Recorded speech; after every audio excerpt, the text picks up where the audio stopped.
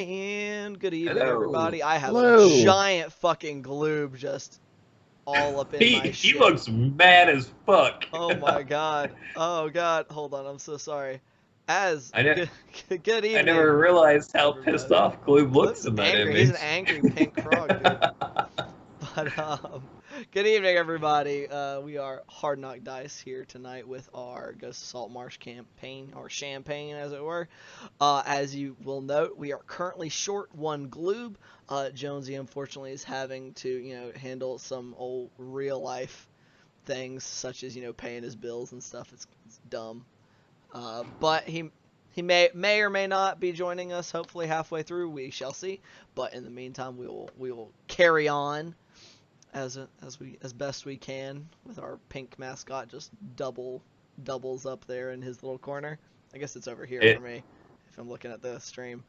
But anywho, oh goodness, I'm Ian, your dungeon master for this campaign, and these gentlemen around us are players, a couple of whom are also in our Eberron game. Our dungeon master for the Eberron game is the one who's absent, and Christopher in his first full campaign as Jakob. So, Hello. I don't have any announcements unless any of y'all have any announcements? Yes, no, maybe so. Almost April. Pay your taxes. You say something about pay your taxes. Yeah, it's almost April. That's a good point. Oh yeah. What a nice reminder. Yeah, everybody file your taxes if you have a job and pay taxes. If not, then lucky you, I guess. Fuckers. But I don't have any announcements either, so on that note, we're gonna hop into a quick little recap of our adventurer's current situation. So, having been sent off by the Council of Saltmarsh on another mission, and this time a mission of peace, to go and talk to the lizard folk somewhere out in the Hull Marshes. They set off on a ship that was previously owned by a bunch of smugglers who they slew on another job for the council, and is now being crewed by sailors provided by the council. Oh goodness. They arrived shortly thereafter to the entrance to the Dunwater River, traveling up it under the direction of a couple of the lizardmen who they had saved. I say saved. They had spared the lives of and captured previously before gaining some of their trust in promises of helping their people. Arriving at the lizard folk lair after a brief skirmish with some bullywugs who gave a little better than would have been expected, I figure. They were led to meet with the Lizard Queen, only to realize that the one lizard folk they had slain among the trio was indeed the Queen's son. This, of course, caused a fair bit of tension between the Queen and our brave adventurers. However, the greater good of her people being put first, she has been negotiating more or less in good faith, as far as our party is aware. After getting to know the advisor of the Lizard Queen, Sariv, a little bit, and him getting a bit of a read on them as well, they were told that a alliance with Saltmarsh would be considered. However, they would have to prove themselves by hunting and slaying a giant crocodile known only as Thousand Teeth, who had taken up residence nearby the lizard folk lair in their absence. So they set out, and looking around, they got some bait, accomplished by a little hunting done by Julian, before being happened across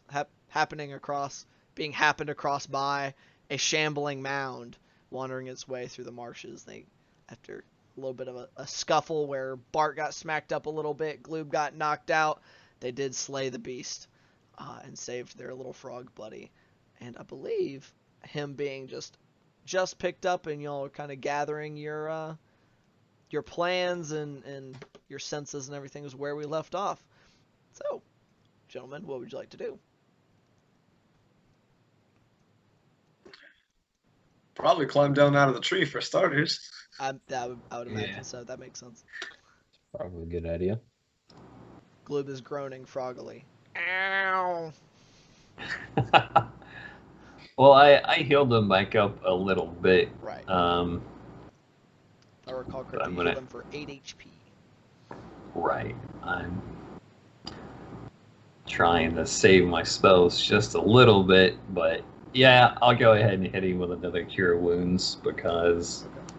otherwise, with 8 HP, that's with as much as he seems to be healed, that would probably leave him too much in danger for any combat. Well, that's a 7, so 12 more HP.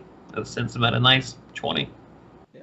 Okay. If he has that many. I gotta pull up his. I'd forgotten to pull up his sheet earlier, so let me do that. So that is in there for him. He's now at 20 HP. So. Bart. Sorry. No, you're good. Bart, do you recognize any? I don't know if you're good with any herbs, but is there anything of use on this big fella? Yeah, sure, I can search through it. Well, we probably don't want to stick around here too long. I mean, we make kind of a racket. And That's true. some of us are bleeding. We probably want to get that shorn up and get on the movement. Yes, I agree. We need to grab the deer and go.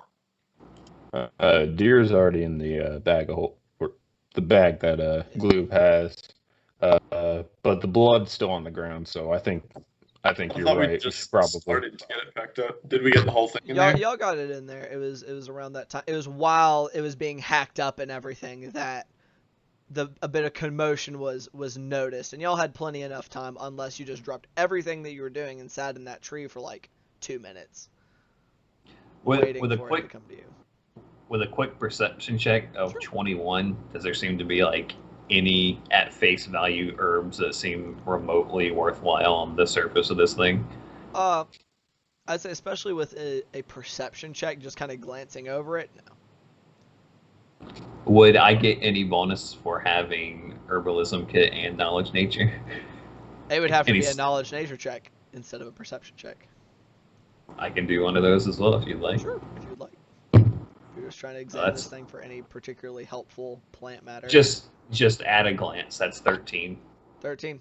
No. Yeah, It just okay. looks like it's made of just a bunch of vines and roots and like bushes and stuff that it's kind of just absorbed throughout its life. It's just kind of trumped about the marshes. All right.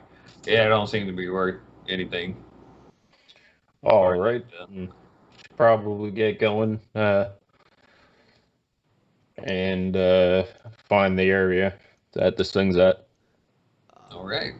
Gloobit will chirp up a little bit. Might it be helpful for us to rest a little bit? Just a quick breather? I mean, we can rest if you want. Perhaps not right here. Yeah, let's just Well, move yes, somewhere of else course. so we can hunker Duh, down. Then. Julian. Yeah. All right. Only problem is if something else comes shambling in again. I don't want same thing happening. Well, maybe this time I won't give the universal message for shoot the goddamn thing with an arrow. You know, that's fair. Maybe one of our members won't fall down into a vulnerable position. The That branch could have been broke, all right. okay? I'm not blaming I was you, given Dad. Shit short happens. notice. Ned is feeling very Uh, defensive right now. Can I do a perception check or survival check to see if there's anything nearby, like an area nearby that looks safe? I'll assist him. I don't know if Sure, that's yeah. survival. If y'all wanna try to look around for the near area, something that looks a little safer. So is that advantage? Yeah, Yeah. if he is assisting, is with advantage. Okay, the first roll is pretty good. So second roll is also decent. That's 21. 21. Okay. I mean, with a 21, I mean it is a marsh. It's the whole marshes, so everywhere you go is going to be wet and mushy for the most part. There's not really any dry ground. But I'll say with a 21 that you guys are able to wander probably about 5 minutes within the general area, looking around. And you can locate. It's not exactly super well protected, but it's not quite a grove, but it's a closer grouping of trees together that would block off line of sight more than just where you were previously. All right, I should probably set up here and take as short of a break as possible before All right.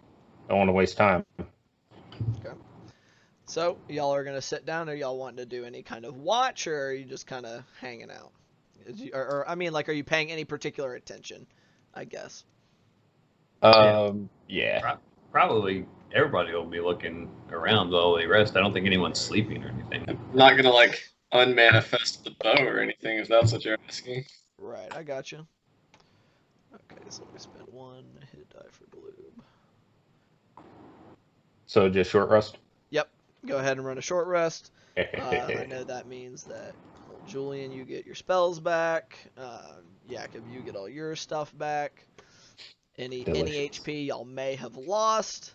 Which that reminds me, I think we were still missing a little off of our friendly neighborhood NPCs, which he will roll. Yeah, I don't think I should take a hit die for 2 health. Now I regret healing glue. Amen. Oh, yours is once per day. Yeah, his spells come back on a long rest. Yeah. Unfortunately. It's all good. We could have run into something dangerous along the way. Okay, I mean, it's entirely possible that without a good roll of survival, y'all might not have found a safe place to rest. So That's also true. what can you do? Anywho, so yeah, I will say that y'all rest for about an hour. You know, get a breather, kind of keeping a general eye out. But y'all hear distant movement. Nothing particularly large or nothing coming in y'all's general direction for the hour. Y'all are able to get your short rest fairly easily. It's just very angry swamp squirrels. Mm. I'm sure. So, gentlemen. Well, you know what? I completely forgot. Ned and Oceanus, you want some bug spray? Yeah, that would just like Ned slaps his neck at about that same time. Yeah, you've been holding on to that bug spray this whole time. Well, you didn't pipe up about it when I was handing it out. So I'll give them the bug spray as well. And let's head out. They bug spray themselves up. Let's see if we get something while y'all go. Anybody who is in the stream, please let me know if the music is too loud now that I've actually turned it on. But yeah, so y'all are heading out. What's your plan of action? Y'all are just trying to get straight there. What are you doing? As we're heading. Oh, sorry. Go ahead. No, you're fine. Go right ahead. As we're heading there, I do want to like keep a lookout for any signs that we're getting closer to the Gators area. Would that just be another survival check? If you guys recall, I mean, if you want to roll a survival check, where you guys previously were when you fought the Shambling Mound, you were about, I believe, if I said about a half hour away, because y'all had kind of gone out and around looking for some kind of game to use as bait. So if you want to just kind of see where in your direction, if you've gone closer 5 minutes or farther away by 5 minutes, real quick. It is an unfortunate 8. 8.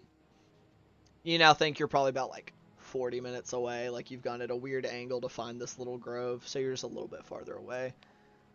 But if y'all would like to start making your way there. Yeah. Okay. Yes. On the way. All right. Y'all are travel right along. Nothing too terribly exciting going on during your trek of closing on an hour. I will say kind of rolling in that eight survival check to the speed at which you get there. Y'all are going through particularly like mucky parts of the swamp. It's deep in places, like a couple times, Bart, as y'all are trekking along, like it goes up to almost your waist. Like you just find yourself stepping into pools of particularly deep mud and water. So it's slow going, but due to the fact that y'all have bug spray, essentially, or bug repellent, it's a lot more pleasant than it could be. You notice that there are a shitload of them all over the place, but they avoid you guys for the most part. And after about 40 minutes, y'all are coming up on the edge of a clearing that we'll shift to our map for. And, oh, whoops, let me swap our map to the correct one, to y'all being on the correct one anyway. Pow. Now, y'all would actually be on the opposite side here, where I just moved Oceanus and Ned, if y'all would like to move y'all's tokens over this way. I cannot currently. You cannot? No. Oh, dear. Oh, no. What is up with that? Yeah, I can't move mine either. Really?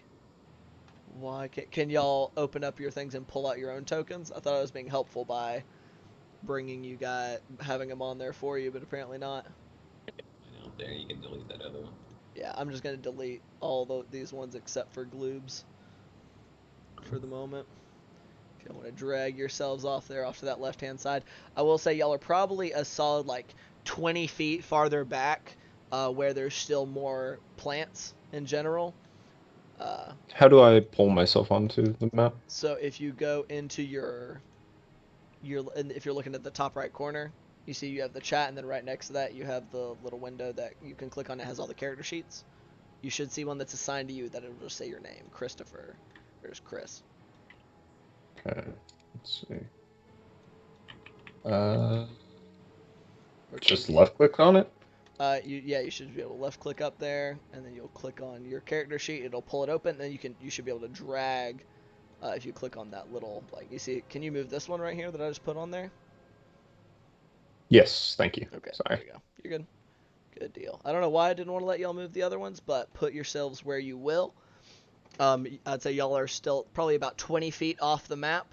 Currently, back in the edge of a tree line. These big green circles are thicker. Like this up here is actually a thicker patch of muck and algae, whereas these smaller ones are smaller trees that are standing up in brush, just kind of sprouting out across this mossy algae covered water.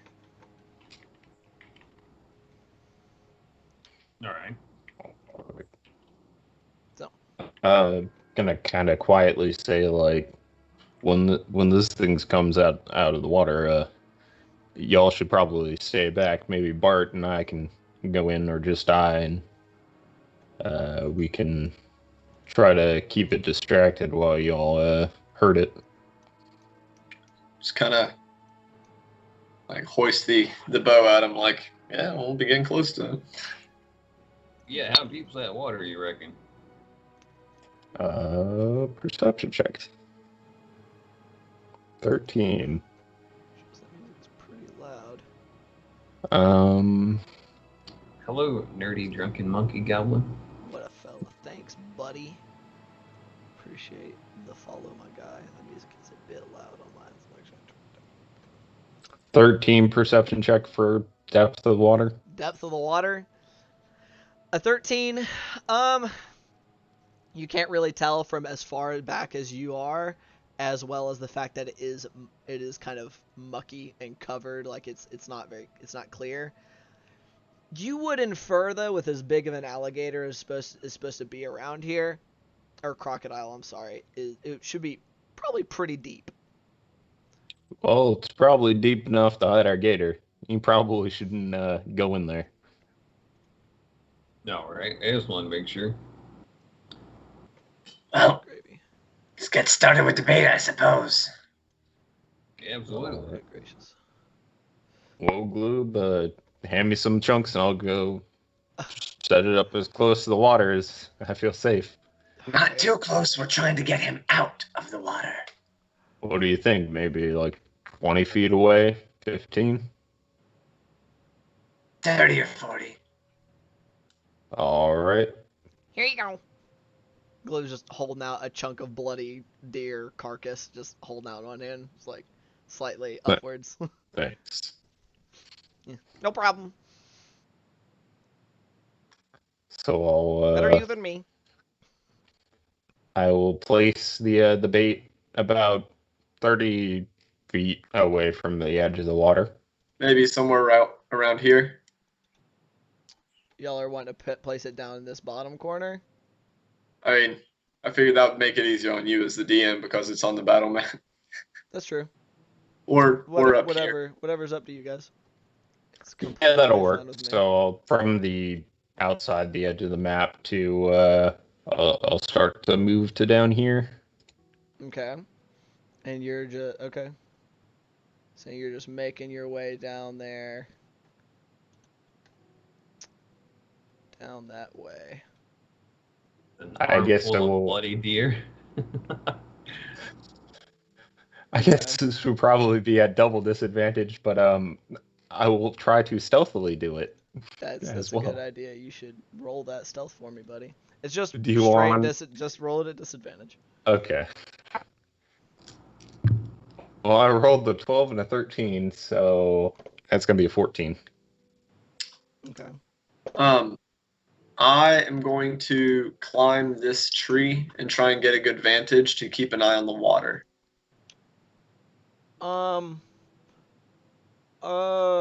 Okay. This is not a particularly tall tree due to the fact it's closer to this large pond. This one's probably only about 15 feet high. It's a much smaller one than the one that you guys had been in that other section of the swamp. So the gator could probably get you up there. Well, I was just talking about it's not going to give me that vantage to look down at the water like I was trying to. Right, Mm. right. You're not. Yeah, you won't have as much height from that one. Hey, will you stop? My goodness. But you said you're just coming down from this side down about there, Christopher.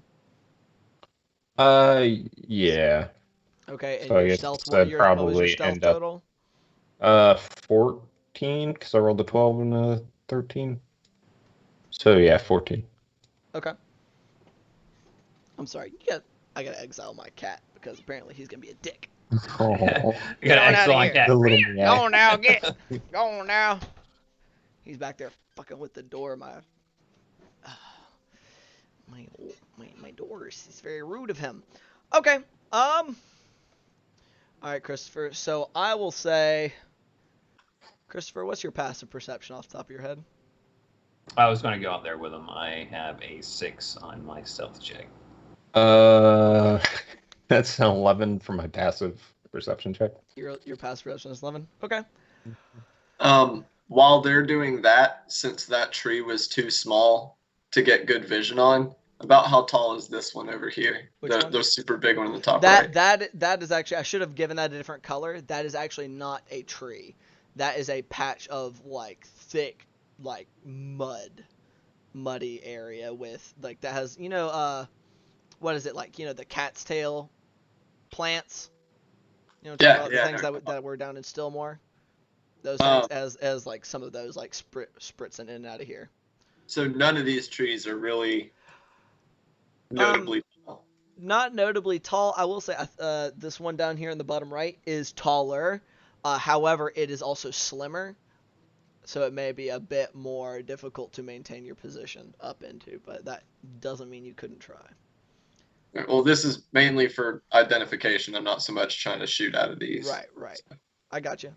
Are you trying to get over there at the same time as they're trying to drop off that carcass? Yeah, while they're setting up the bait, I'm gonna get up there. Okay. Or try to. Okay.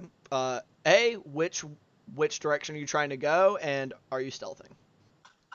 Yeah, but I'm gonna be swinging wide. Okay, so you're going down and around wide, but you are trying to stealth? Yeah. Roll a stealth check for me. That is a 19 plus 2 because I am not proficient. So 21. 21. Okay. I will say you're moving faster than they are due to the fact that you're not in heavy armor and you're not lugging around chunks of deer. But Cody or Julian, I'm sorry, you're actually probably swinging up, down around this way. You're about midway where you're starting to swing back up when, unfortunately, you have an alligator, a giant croc, whoops, I gotta change his layer. I'm sorry, guys. Pops up. Oh, Right shit. hereabouts. Will you place And me? What? Place where I made it to You before. were probably about here, like you were swinging up in your like wide arc.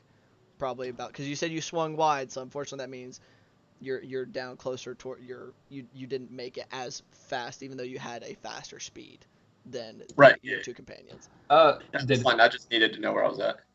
Did I by chance see No. that alligator there with the passive 17? No, you did not. Okay. And so you guys weren't really seeing anything. Y'all were keeping a general look around with your passive perceptions, but nothing particularly caught your eye before this giant ass crocodile comes up out of the water, moving 5, 10, 15, 20 squares, and taking a bite at Jakob, who is currently holding a giant haunch of deer. +2 bonus AC for the deer meat instead. Oh yeah. Unfortunately not. However, I don't think a 16 hits your AC, Jakob. Nope. So, Yay, full plate. yay, full plate. This is this giant, like I said, this thing is, as y'all see it come out of the water, it is massive. They said somewhere along 15 feet, maybe even a foot or two longer than that, wide at least 7 feet wide at its thickest, from shoulder to shoulder in the front, standing as it comes up out of the water, about as tall as you are, you and Gloob Bart, at the shoulder. This ginormous beast, the scales on it are thick and crusted with algae and other muck that are allowing it to blend in so far, and you see why it's called 1,000 Teeth as it comes snapping at you, Jakob. That's all you can see, and it's all you can do to just kind of go to the side, and some of its teeth come scraping along your plate armor. I'd like everybody to roll initiative. Just gotta find the button that releases the little gas canister. That's all. Done this 100 times. Is that how this works? Yeah, man. I'm digging this initiative though. That's for sure. Oh yeah. I am not. Same. Oh no. Oh no. Okay. Let me see for fucking. Actually, let me go ahead and get y'all's 25 to 20. Oof. 20 to 15. 19. 19. Just Alright. keep going. Oh god. So I got Bard at a 19. Did you roll for Oceanus and Ned? I'm gonna do our missing PC and our 2 NPCs after I've got y'all written down. Okay. 15 to 10. 13. Okay, I was about to be very afraid. What's your dex? Come on. Yeah. It's 14. 14. Okay. So we got Jakob at a 13. 10 to 5. 9. Yikes. We got Julian bringing it up strong with a 9. Let's get all of our people. Let's see, our initiative bonus for him is a +4. There you go. All right, Gloob. And then Oceanus, come on, buddy. With a whopping, get gravy. Did I not have his open? There we are. What? Fuck, I got them all kinds of mixed up with.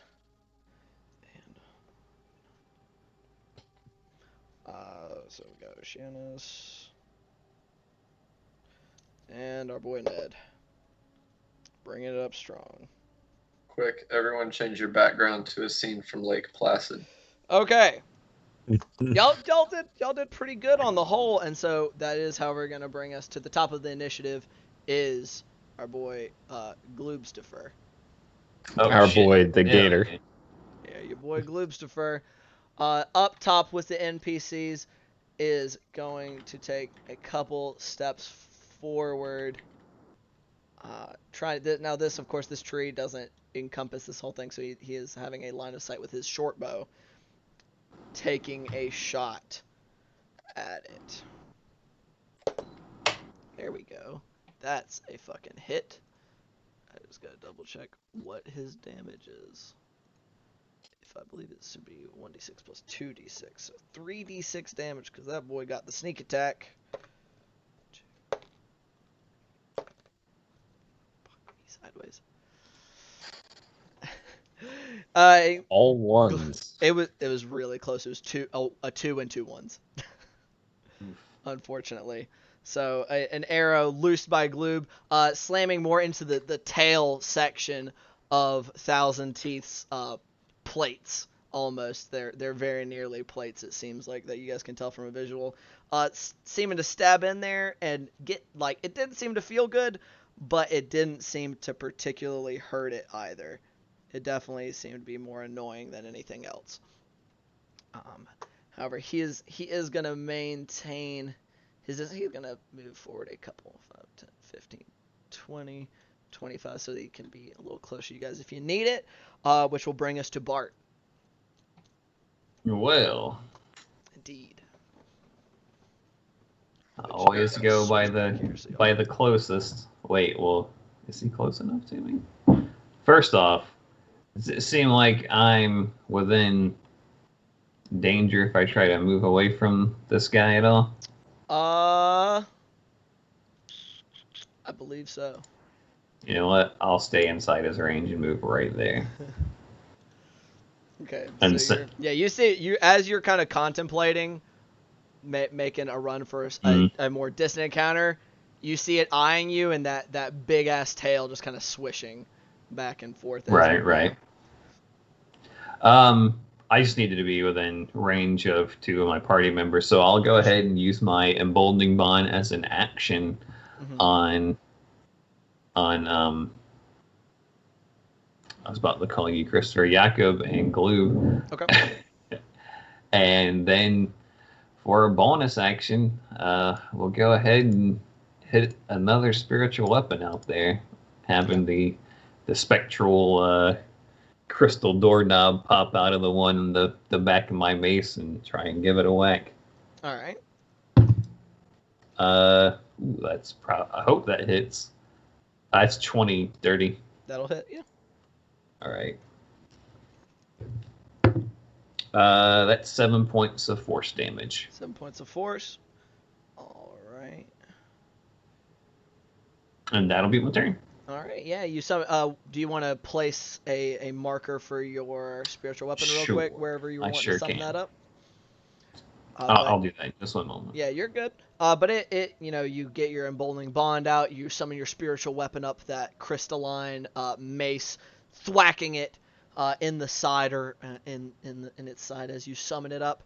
However, that would bring us to Oceanus' turn. However, it is going to burn 2 legendary actions to take another bite at Jakob. Oh, snipes. You are such a lucky bastard. Once again, you are swinging yourself around with this haunch of meat in your arms and are able to just kind of deflect its snout as it kind of lunges at you, Jakob.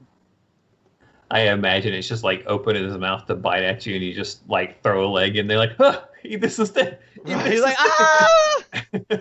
His confused screaming, which will, as I said, bring us to Oceanus. +1 shield of venison. Who is gonna take himself 5, 10, 15, 20, 25, 30 feet.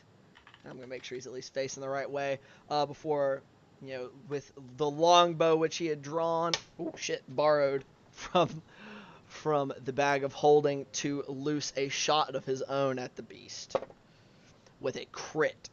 First fucking attack roll of the combat. Let's go, Oceanus. 3. And as his shot fires off, you see him doing some muttering as his eyes are darting about the creature. His shot just seeming to zoom straight in between a couple of its place, burying itself pretty deep. doing a pretty sizable, I say sizable chunk, but seeming to sink deeper into in between its scales than the shot that Gloop had previously fired. Okay. Which will bring us, that's going to be his full movement and his action, which brings us to Jakob. Well, having seen it switch to that big tail at Bart, I'm actually going to move to right here. Oh, actually, before I do that, question. Yes, sir. 2 questions. Mhm. Dropping the meat is I'll that say an action just or dropping it on the ground is a free action. Like, you're not trying to Okay. stow it. If you're just letting it go, fall from your arms and onto the ground is a free action. Okay, otherwise I would have thrown it at him. And is it a large creature or a very large creature? That creature is classified as huge. Okay, that's good to know. I'm It's a big going to bitch. be moving down there so I don't get whopped by its tail, just in case it's tried to swing at both me and Bart. I don't know. And then I am going to swing the big sword at it using the D4 given to D4, me sure. very kindly. All right, roll that attack roll. Okay, that is 27. That'll hit. Roll your damage. Yeah. I'm also going to use I forget what it's called. Sorry. Menacing attack with a D8. Okay. And what does that save for me real quick? It is a wisdom save. Okay. DC 14. DC 14 wisdom. All right, and unfortunately, you said 14, right? Let me double check that. Yes. DC 14 Hmm. just makes your save as you wallop it, and for how much damage? For 7 damage. Oh, wait. 7 plus 4, 11 damage. 11. That's with both the D6s and your D8? Yeah. Okay, so for D8 I 11 rolled points of 2. damage. Okay. As you wallop it, oh, good gravy. You smack into it, and you feel like you're not making as much headway through its thick scales as you feel like you normally would against a beast. And for a moment, it kind of like there's a tremor that seems to shake through it at the force of your blow, but it shakes its whole mass before letting out kind of a rumbling reptilian growl at you. All right. That will be the end of my turn. Okay. Which brings us to its turn. Unfortunately, which you are pissing it off and are right in front of it, so it's just turning as it's kind of facing you, like kind of rotating with you as you swing around it, going to it's trying to get a hold of you with that mouth. This is sad. Once again, you are fending it off now with your blade drawn, able to kind of shove into its mouth as it opens up and lunges at you, just keeping it at bay. However, it's also going to, with its tail in that same motion, swing it out at Bart. Oof. Which, fucking hell, man. A 16 doesn't hit your AC, does it? No. Good gravy. You it swings its tail at you, and you kind of mixture of leaning back and lifting up your shield, so the end of it is mostly just slapping against that shield. You're able to kind of avoid that beefy tail slap. All right. Which will unfortunately, for the moment, end its turn. I think it's gonna hang out right there for now. Bringing us to Ned. Poor Julian at the end of the initiative order. Let me do a quick measurement here. Ned is going to dash, getting his movement all the way up to here, kind of in between Oceanus and next to you, Bart. taking up a defensive posture with his shield and longsword drawn, seeming to trying to ready up to box with this thing. Ending his turn, bring us to Julian. Also, All right. that's my Sorry, I was music like is really struggling to quiet. unmute there for a sec. Yeah, you're good. All right. Excellent. Fucking- Grabbing up an arrow and aiming it at the crocodile, I'm going to go ahead and drop a fat hex on him, Mhm.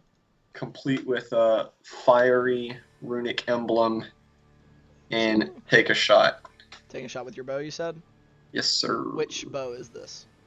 Real quick. This is my it's the manifestation of my This is your packed What? weapon? pack Okay. weapon. That's the only bow I got right now because I gave mine to. Gotcha. That's right. That's Oshi. right. Okay. Go ahead and make that attack roll for me. That is a 19 plus things. That'll hit. Cool. I should have hexblade cursed him instead. That'd have been a crit. Oh well. Ooh, it'll be a D8 and a D6. Mhm. Both are a 5, so that is 13, I believe. 14 because it's the +1 weapon, so 14 total. 14 total damage. Okay.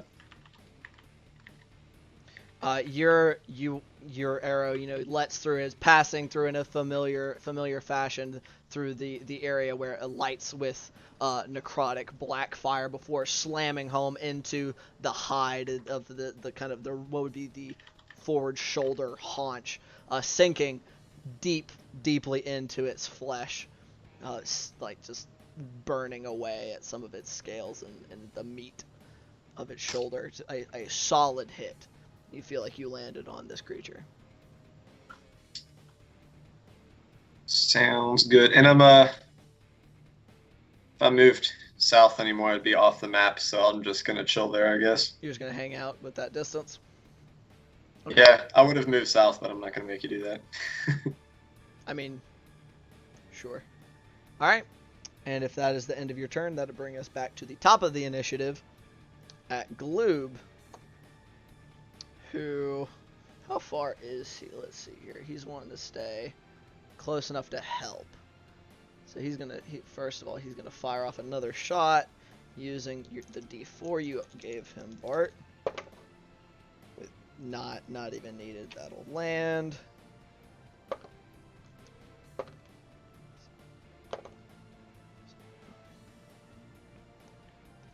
Okay, with another solid thwack into its scaly hide, before moving up another few feet, kind of on the edge of the water, keeping his distance, but also close enough that he can help if need be. With the end of its turn, however, this thing's gonna use 2 more of its legendary actions since they refreshed at the top of the round. As multiple things are approaching as it's swinging around, is actually going to take a bite at Ned. That's the first time it's going to roll decently. So as At least we get to see the damage it does. That's fucked up, dude. But rolling a solid hit on Ned as its giant jaws reach over and clamp down on him. Just grabbing through like his entire left, or this is my right side, just kind of coming across like his shield arm or his sword arm, and encompassing just that whole section of his body, this cross section, clamping down on him. You guys can hear Ned crying out in pain. Owie. And you see that it now has a hold of him and is not letting go. Ned is grappled. All right. And he is like bleeding heavily. Bart, you're right next to him. Like you saw he just about like passed out from the pain and the impact of that first bite. All right. Which will bring us to your turn. I will use my bonus action to give him another whack and use my action to aid Ned in a grapple check, or try and help him escape whenever it comes to that Okay, sled. you want to use your action to aid Ned. Yeah. Okay, sure. That's natural 20 though. So On... You'd be bonus you'd be on your attack. I'm sorry. Gotcha. Yeah. Yeah. Natural 20 will Uh, hit. it's only 2 damage though, so 9 total. 9 total damage. All right. Yeah, just trying to help pull on him a little bit.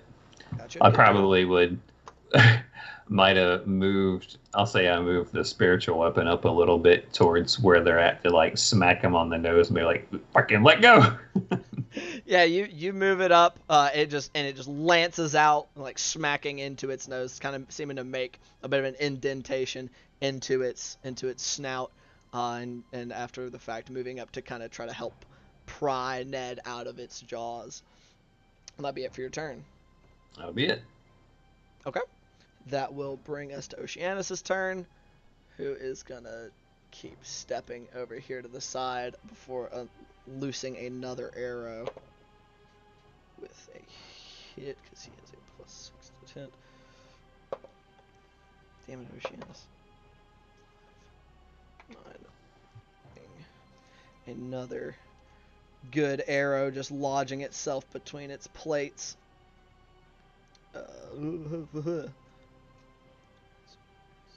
Okay. But he's definitely not, seeing the state that Ned is in, not wanting to get any closer. Bring us to your turn, Jakob. I am going to hit it with the big sword using the D4. Okay. If I can pick it up. That's really good that I have the D4. That's going to be 24. Wow. Yeah, that'll hit. Holy shit. And My pencil across the room. gonna use another D4 or D8. Okay. For menacing attack. Okay. And continue to roll awfully. Okay, it failed at that time though. So, and you said that how long does that fear last for? Until the end of my next turn. Okay. And that is 10 damage. 10 damage total. Mm-hmm. The skater's gonna be like, "Oh no, I gotta get away from this Yakum guy. I'll just take this other dude with me. Bye, going in the water." Kind of. So yeah, you crash down on it, yep. still feeling like you're not able to slice through its hide as well as you normally would, but it lets out a shudder as it kind of like glances back over its shoulder at you, Jakob, which actually brings us to its turn.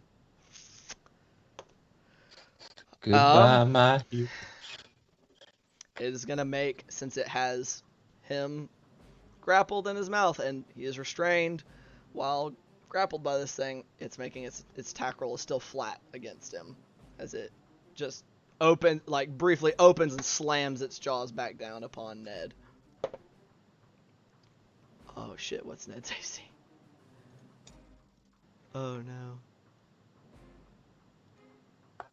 Okay, no. Ned is able to keep his he's raising up his shield, kind of trying to shoving it in between himself and its teeth, and it isn't quite able to crunch down on him once again. However, it's now back to you. It's swinging its tail at you, Jakob, which I believe is at disadvantage while it's feared of you, correct? See. However, it rolled pretty damn good. That is a 19 to hit still. That hits. Okay. So as its tail comes swinging in at you, it just comes swinging and crashing into your side for oh good god, 13 points of bludgeoning damage, just smashing into your that right hand side.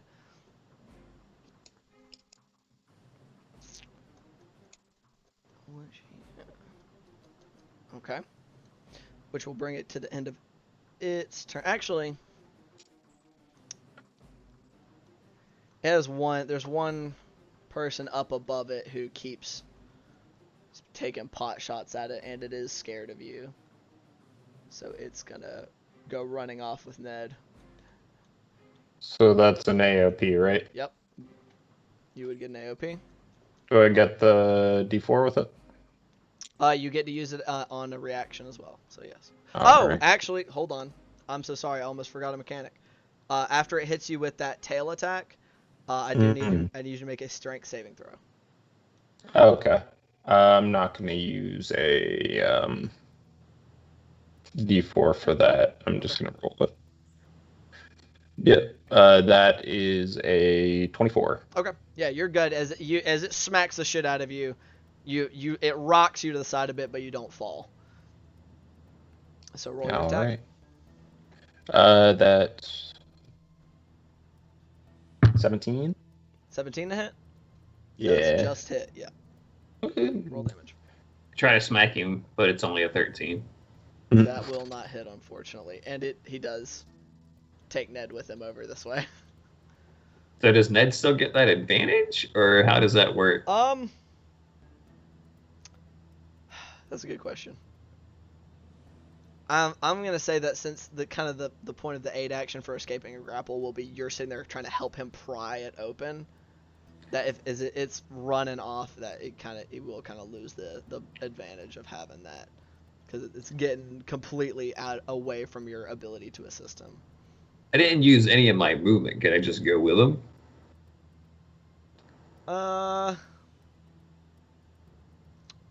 Sure. Why not?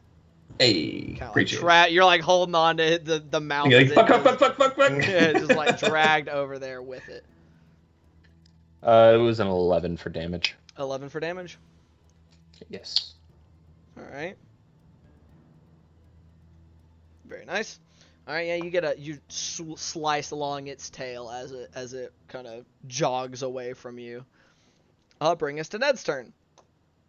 Who is fucking roll good, Ned, or Dude you'll fucking die. he's about to he's having a hard time here.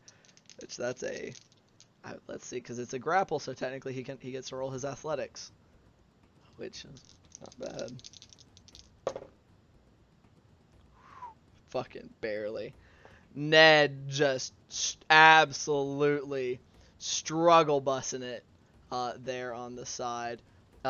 With your assistance, though, you ride along with it, kind of helping him. You're helping wedge open the jaws as best you can, and he just kind of shoves his shield where it's already up and pushing down, is able to kind of back himself out of it, kind of launch himself into this square right here. Like, he is like pale white. Blood is just kind of streaming down from you. You can see punctures all across the front of his armor, as well as his back, just blood pouring out of him. Reaction. Use your damn bow. Get out of danger. Ned is breathing heavily, and he does not want to piss off that thing, because it's looking angry, and so he holds his position for the moment. Bring us to Julian's turn. Second verse, same as the first. Shoot him with a bow so I can put him in a hearse? Some section? I'm going to move up to here. Okay. And take another shot.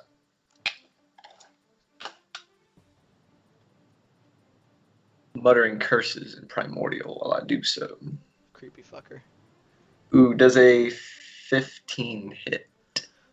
Unfortunately, as you loose your arrow, passing through, taking on that blackish necrotic flame, it skids across the top of its just thick hide and just seems to hit it and just deflect off, bouncing up off into the swamp. Fuck. I curse. That was in character. Fuck. You got a whole lot less throat slashy sounding. Fuck. Fuck. Okay. Alright, is that gonna be it for your turn? Let's scoot up a little bit here, see if maybe we can. Well, that puts y'all off the map. Actually, I am going to drop my Hexblade's curse on it with a bonus action as well, so I got both going at the same time. Alright. Why can I not, I can't scoot this map to the right for some reason, and that's stupid because y'all are being covered up by our logo down here. When I layer them, instead of just the one glyph, it's a glyph surrounded by a ring of smaller glyphs, burning blacker. Nice. They both the original glyph as well as the ring of smaller glyphs flare into existence momentarily before kind of subsiding, like almost snaking into and onto the crocodile itself. Is that be it for your turn? Take that, crocodile. All right. So that's gonna bring us to Gloob's turn. I'm sorry, I don't want to be unfaithful to Alex here, so let me double check what he said for combat. I don't want to do him dirty. Okay. Alright. So he will, however, he is liking being alive. You're seeming pretty okay, and you're trying to help keep Ned from getting his shit kicked in. He is going to use his bonus action to disengage, hopping back, just running his way up along here, so to prevent getting AOP'd before taking a shot at this crocodile with his D4. Let me not forget that. Fucking cock 4. Oh, it doesn't matter. He rolled really good. That shit hits. Y'all are like. Why am I rolling so good for you guys? I can't roll for shit for my monster. That's not fair. I know your monster slapped the shit out of Ned, so. I guess. It's not the same. It's hit him once. It's like, I'm going to run in here and be with all the cool kids. Oh, fuck. Right. Oh, good gracious. Cool kid table ain't for everybody. So he another arrow coming down and kind of going into this thing's mouth and burying itself kind of into the cheek area, drawing a fair bit of blood. As he's keeping his distance. Seems like he landed a solid hit this time because his damage actually rolled worth of shit this time. Which this thing is not liking what's going on at the top of these rounds. So, oh, good gravy. Let me actually double check something. I need to double check. Okay. It is going to be using 2 of its legendary actions to take a bite at you, Bart, as you freed its prey from its jaws. All right. Let's see what happens. All right. That's a 26 to hit. Nah, Question: did you roll those at disadvantage? No, I did not. Let me re-roll that. Hey. Yeah, so we had a 26 on the first one. You are fucking disadvantaged. The lifesaver. The second one was a 10. Hey. So it's still. How does fear work again? I actually remember. Does it require line of sight? Yes. It is. I haven't really thought about how that works if you're facing away from someone. I feel like it's kind of like. But I'd say it goes unless he has an object fully breaking line of sight between the two of them, it will still apply. So that 10 comes in at you, and you're just able to kind of like nimbly hop out of the way as it kind of seems to hesitate when it first is lunging forward at you to bite at you. However, in that same motion, it's then going to swing around as its tail comes at Ned. Shit. It did not roll nearly so shitty on Ned. Barely hitting his AC with an 18, which, I mean, there's no point in me rolling his damage. As it comes flying in, and Ned does his best to bring up his shield to take as much of the force as possible, but it hits him and just carries him straight to the ground. As Ned is now unconscious. Glue Jonesy's going to be super mad if he's absent for Ned's death. You think so? Oh, wait. I'm such an asshole. He is not down. Fucking, that was his legend. I'm not used to using anything with legendary actions. Get back up, Ned. Ned's still alive. God damn it. Wait, what? I got drunk on power. That was its legendary action to bite after Gloob's turn. That was not its full round, so it does not get the tail attack. It can bite attack as a legendary action. So, y'all saw what might have been as blinking, but Ned still seems to be okay for the moment. Get out of there, Ned. You get a feel like this may be like of things to come. Maybe picking up that bow is not such a bad idea. Maybe. That will bring it to you, Bart. Oh, back on me? Well, if Ned's not dead, I assume he can disengage his own self, and I will, again, bonus action and Toll the Dead this time for my action. Okay. Bonus action hitting him with the mace. 22 to hit. 22 to hit. And Toll the Dead is a wisdom save. It doesn't make the wisdom save. So 8 force damage and 1 necrotic damage. So 9 total damage. 9 total damage. If you want to go ahead and make sure you're keeping track of where your mace is at, move it on up. Yep. Another solid thwack from your mace. It seems to be landing good hits on this thing, just kind of pushing into its, like bruising it up real good. The Toll the Dead, while you feel it take effect and you see some necrotic energy burning away at pieces of its flesh. It doesn't seem to be widespread. It looks like you burned away at a bit of a scale on it. Is that gonna be it for your turn? That is my full turn. Okay. Alrighty. Which is gonna bring us to Oceanus, who is gonna keep his methodology of keeping line of sight on this big bastard, and he's gonna keep loosing arrows at it. Fucking, he whiffs like a mother. It seems like he came around the corner, trying to like pre-fire it almost, and the arrow just seems to go sailing off wide. But he is not wanting to get any closer to it. At the end of that turn, it's gonna burn its last legendary action to seem to move part of its way up towards Gloob, who has put a fair bit of hurt on it and is actively fleeing him. That would provoke an AOP from you if you would like to take it, Bart. Sure. It's a 7 hit. You swing out with your mace just as it looks like it went from wanting to like threaten you to moving off towards some of your friends, but it doesn't. Just catch nothing but air. Fair enough. Which will bring us to Jakob's turn. All right. I'm gonna do my full movement range to chase after it. Going 10, 20, 30 to right there. Okay. And I am going to throw a hand axe at it. Okay. And that is within range, finally. Yeah, because it's 20 feet, correct? Is your hand axe range? Yes. Using the D4. Okay. 16. Barely hits. Right on the money. I'm going to use menacing attack. Okay. With my D6. Okay. That is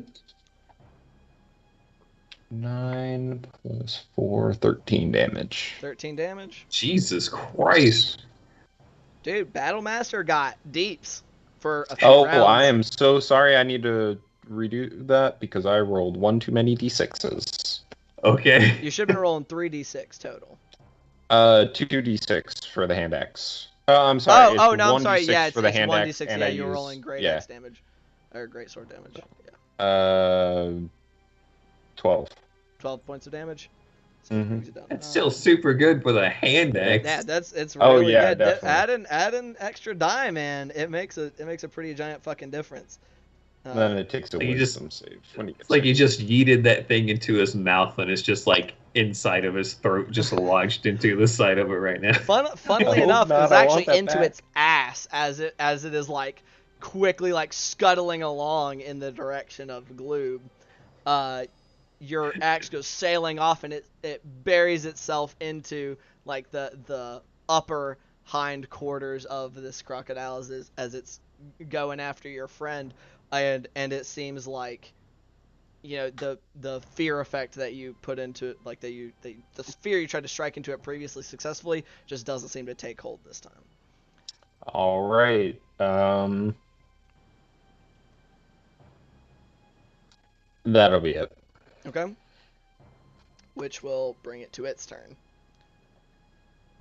It's going to take one more step forward, which actually gives Ned an opportunity attack. Fucking nat ones. Ned just almost in like a fucking haze, just muddled from blood loss, just wildly swinging out at this thing, not able to make contact. It is, however, then going to make a bite at Gloob, who it has now caught up with, who's been peppering it from afar. Let's see. I'm not 100% sure what his AC Oh wait, no. is. It is not a disadvantage, unfortunately. Yeah, I forgot about that. Y'all are some lucky bastards. Just not quite seeming to be able to get onto it. Gloob's just too agile and is like hopping around, and it just snaps off to one side, trying to get a mouthful of froggy flesh. Yeah. He's making Zoidberg sounds while he fucking wiggles all Basically, over the fucking... he's fucking trying. However, we are now coming back around to the Tale of Prophecy, as it whips its tail back around at Ned for a 19 to hit. So now, right after Ned is kind of like stumbling forward from swiping out with his sword, the tail just comes across and just lashes him across on the side, kind of flinging him to the ground. Now he's unconscious. Poor guy. Alligator, or the crocodile can't hit shit with its bite, but it sure as fuck is gonna slap everyone with its tail. You say everyone. Slap Ned. It is hit twice. This thing is hit 2 times with the tail, 1 bite. One bite to the tail. 3 tail Does it slaps. move people in a certain direction with its tail, or is it just knocked? No, it prone? just knocks you prone. But he got knocked unconscious, so he's prone regardless. It would have been cool to see him get launched into the water. No, it would not. I'm like, what the fuck? Fucking Jakob wants to kill y'all's NPCs. Jakob, you stop that. He's unconscious and he's drowning. Good luck. Yeah, it has more movement, so it's just gonna kind of edge around Gloob here, putting itself between him and further salvation of dry air quotes, land.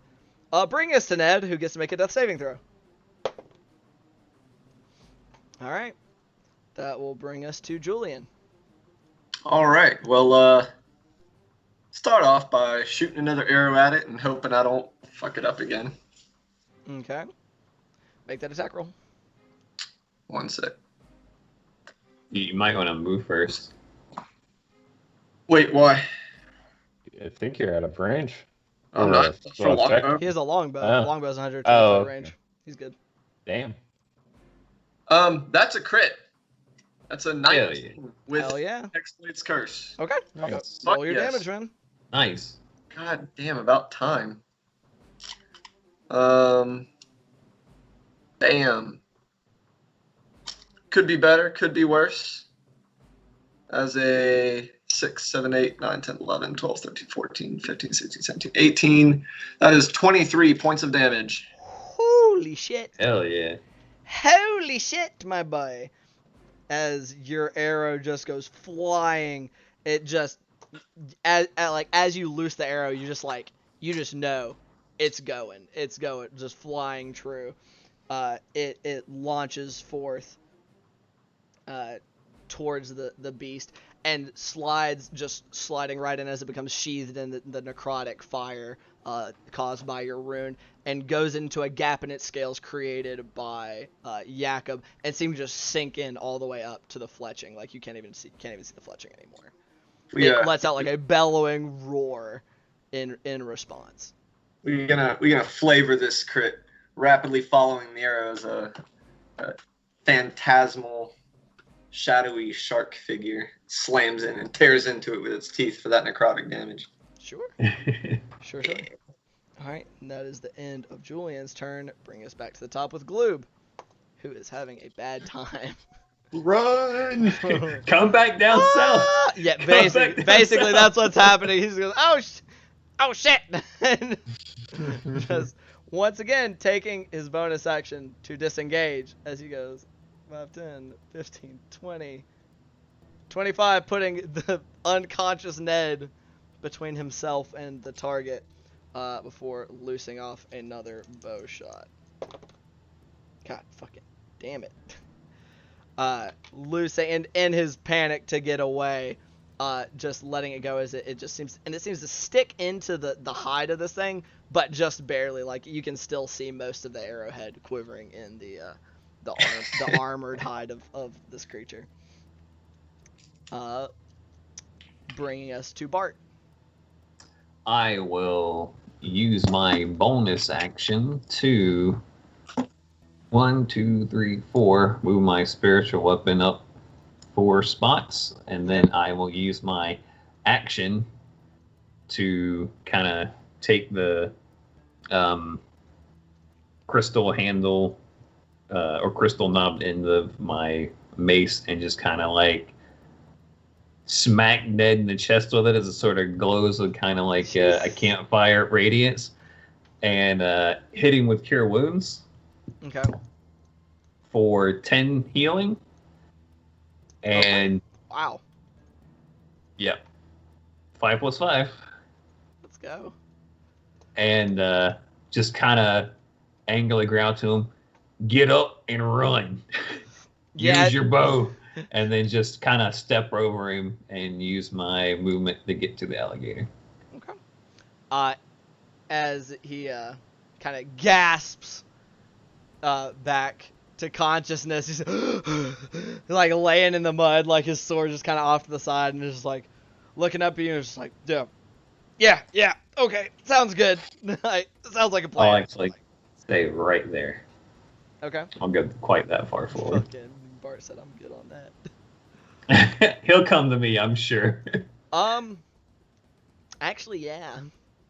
At the end of your turn, seeing you stop just so close to out of reach, it uses a bonus action to just kind of come scuttling up once more, kind of keeping its like you in between itself and the water.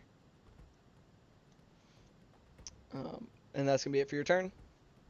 Yeah. Okay.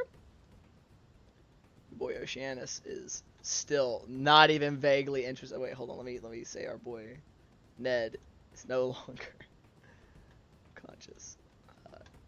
Oceanus, however, is just gonna scoot back up here to the side, drawing and loosing another arrow. There you go, buddy. Rolling another hit for, where's my die? There it is. Fucking hell. 6. Okay. Lodging another arrow, just seeming to pretty consistently be nailing these arrows as he is in a just like focused. If anybody is to note, just eyes just not blinking almost as he just lets out arrow after arrow, trying to just lodge them as he can in between the large scales of this thing's armor. And he's perfectly satisfied to stay away from it, which will bring us to Jakob's turn. All right, I'm going to move to right here. Okay. Try to make sure it can't charge at Oceanus. Hell yeah. I am going to swing big sword. All right, roll the attack. Oh man, that's rough. 14, I know doesn't hit, so I'm going. Is that with the D4? Yes, unfortunately. Shit. I'm going to action surge. Okay. 14 again doesn't hit. As you come running up with the intent to be between this beast and your allies, you come in with a swing, and it just almost seems to ricochet off of this thing's armor before coming in for a big overhead, and it seems to get caught in the plates, but doesn't seem to pierce through them on that second swing. And is that gonna be it for your turn? I'm gonna second wind. Go ahead and roll that die and heal. Heal 5. Okay. After your turn, it's going to burn its other 2 legendary actions to take a bite at Bart. Does it have 3? 3 total. Okay. Cost 2 to bite, 1 to move. I imagine, Bart, that a 25 hits. Indeed, it does. Okay. Mhm. You take 15 points of piercing damage and are grappled by Gotcha. the alligator.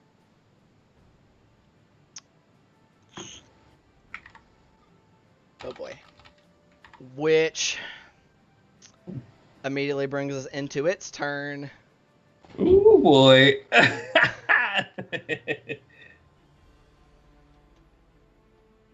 Yeah, it's gonna slither on forward into the water, taking you with it, Bart. All right.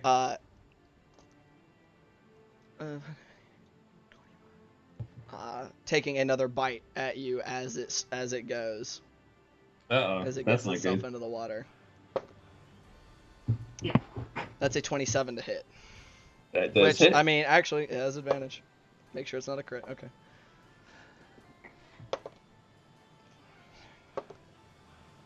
That's cocked. For another 17 points of piercing damage. All right. Are you still That up? is. I have 1 hit point. Holy shit. Uh, You are, however, you're not underwater. I will say you're still above water. It hasn't dove down yet with its movement. It is, however, as it goes, taking a swipe at Gloob with its tail for an 11. So just can't quite seem to get this guy's number with its bites or its tail attacks. But you're probably about hereabouts on this side of the creature in the pond. We're at over here. Like on that, yeah, you're on that side of him because he's like grabs you in Okay. his mouth and is wading its way out into the water, seemingly to more easily deal with you guys one at a time. Fair enough. Which actually, hold on, sorry, I gotta double check. Do Ned and I get AOP? You do, yes. Alright. He's actually I'm one using more D4. square out because he had 30 feet of movement. Alright, there goes that D20. Did you roll that time? I rolled a 6, so 12. 12. Okay. That unfortunately you just seeming to catch nothing but air on that swing. Ned is still prone, but he's gonna try to just like grab his sword out of the mud and take a swipe at it as it passes by. For not a hit either, unfortunately. You both kind of seem to whiff air as it grabs a hold of Bart, chomping, like taking a second chomp into him as it makes its way into this pond. Yeah, which brings us to Ned's turn. Who, poor Ned, is going to stand up. And yeah, while he does see Bart out there, he is quite frightened right now, and Bart's advice was to pull out the bow, so he drops his sword and shield, drawing the short bow that he is still carrying on him before spending his 5, 10, 15 more feet of movement, trying to spread out so that y'all aren't all bunched up for this thing. What is his short bow attack? Not just... Still seeming to be quite frightened from his recent near-death experience, that just trembling hands as he looses the arrow as it goes wide into the marshes. Just a soft squelch heard in the distance as it lands and sinks into it, never to be seen again. Ian says you don't have Jonesy's Good Rolls app downloaded. Apparently. I mean, I've been rolling good for Oceanus. Oceanus has been doing pretty fucking good. But that will bring us to your turn, Julian. All right. Well, panic mode now because that's my buddy he's got in his mouth. So I'm going to It is a bit run over here using my full 30 feet of movement. taking another shot as I go. Okay. Put that down right now. Put that thing back where it came from, or so help me. All right, let's see. Oh, close.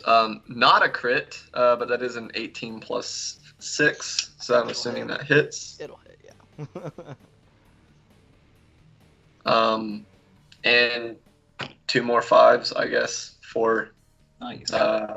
15, because I forgot the Hexblade's curse, so plus 2 more. So now 15 13 points of damage. Okay. Very good, very good.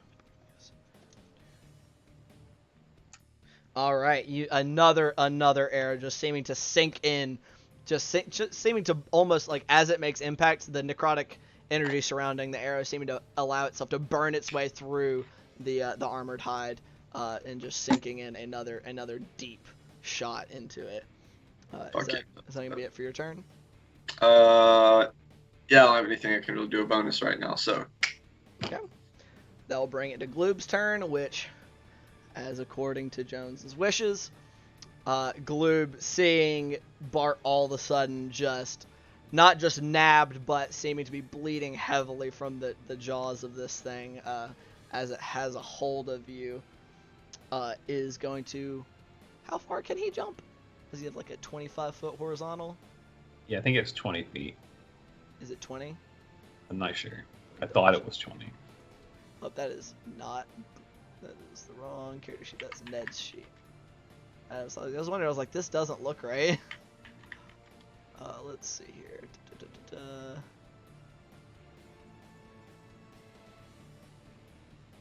Hey, oh, your long jump is 25. Yeah, he can jump 25 feet.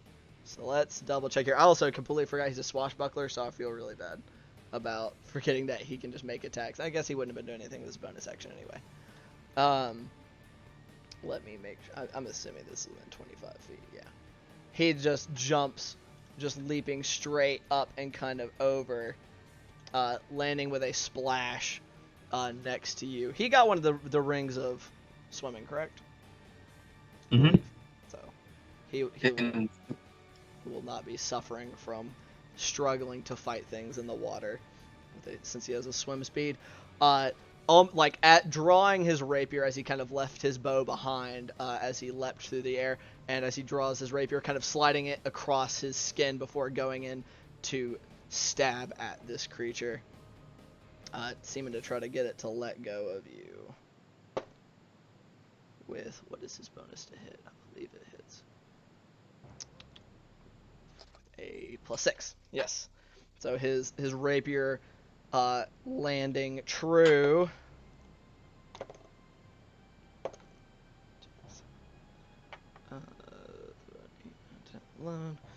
Okay. So that's gonna be -11. And his con save, I believe, is +12. It is a 12 con save for his poison. Which it seems to just shrug off like it's not even there. But he is now up in the shit with you there, Bart. Yeah.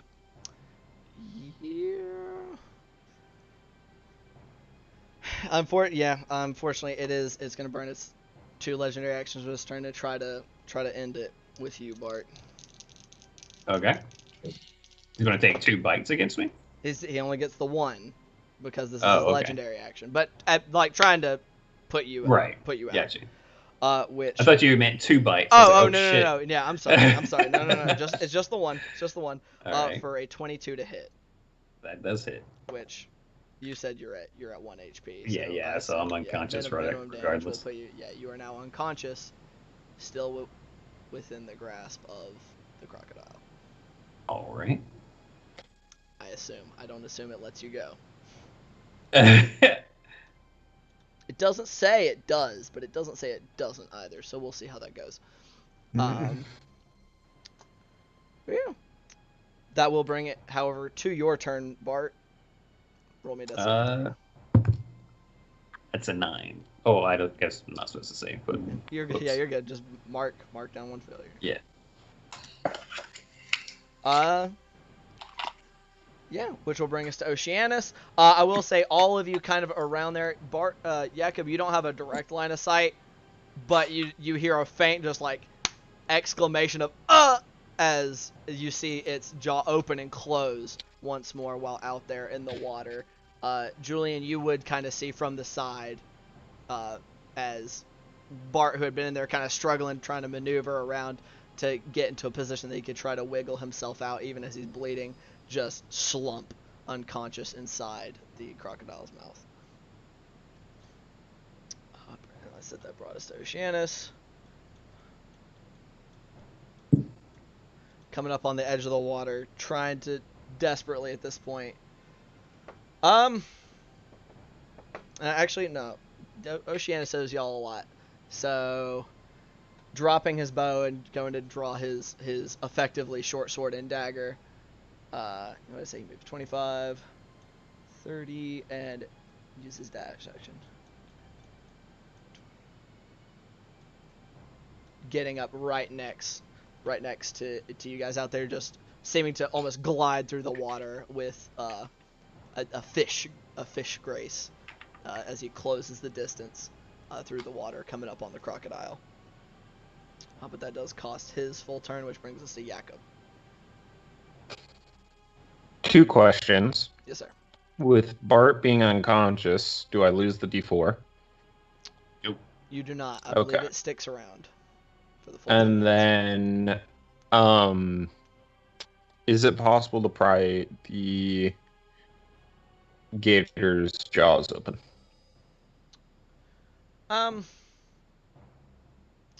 It normally would be you'd be trying to aid his grapple to get him out.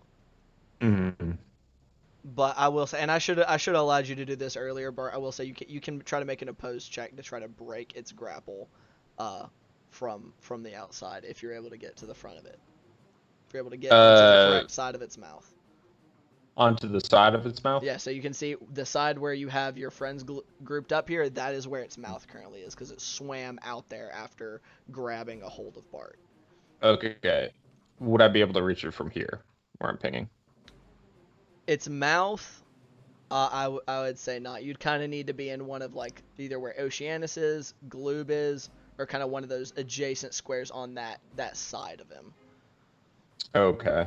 How is it looking? You need to refresh. Oh, I'm so I went to check their stuff and I didn't swap back. That's my apologies, everybody.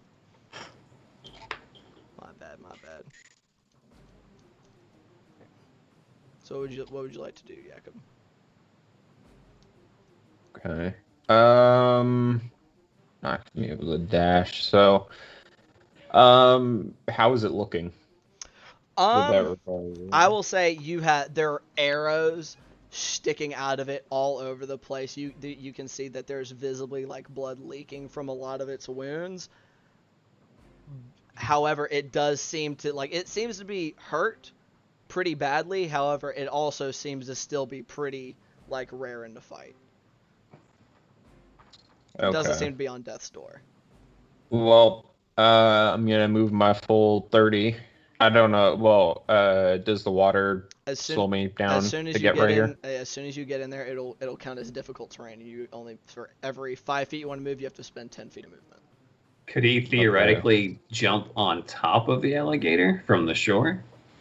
How does long jumping work? Because I know part of it requires your movement. Right. Like to have not been spent. Here's the rule. When you make long jump, you cover a number of feet up to your strength score. If you move at least 10 feet on foot immediately before the jump. So you could move 18 feet, which would round to 15, which I'll give you a check. If you want to try to leap from the shore onto it, it would be an acrobatics check to try to land on this thing. Okay. You said acrobatics? Yes, it'd be an acrobatics check. Okay, I will take that and use the D4. Not on athletics? He's trying to. It's this. He can get the distance. It's not for the strength of the jump. It's the distance. It's for keeping his balance on the crocodile after he lands on it. Okay. That is 20. A 20 total? Yes. That is a phenomenal roll. My goodness. You Yeah. come like sprinting up, and as you're like your feet are sinking into this marshy area, you just leap, and you come down kind of like and this is around its tail is on this area, so you're landing like near the base of its tail. Okay. As you so, kind of land, and like, you're able to pretty easily, actually, like even with your armor as heavy as it is offsetting you, you stick the landing. okay. And you are now. Am I on the gator? You are like in this square. So Okay. you're like on it, like right there on like kind of the first solid chunk of tail that you can really get on, and it's kind of like bobbing and swaying. Am I able to attack? Let's see here. Let's see about where it is. I'll say yes. However, you're on top of it's not on solid ground, so the attack will be at disadvantage because you're Okay. you're keeping your balance as it's in liquid. Okay. Okay. That's 19. 19 total. That'll hit. Yes. Going to menacing attack with the D8. Okay. Or menacing strike. I got you. Good. That's 18 damage. 18 damage. Very nice. Yes.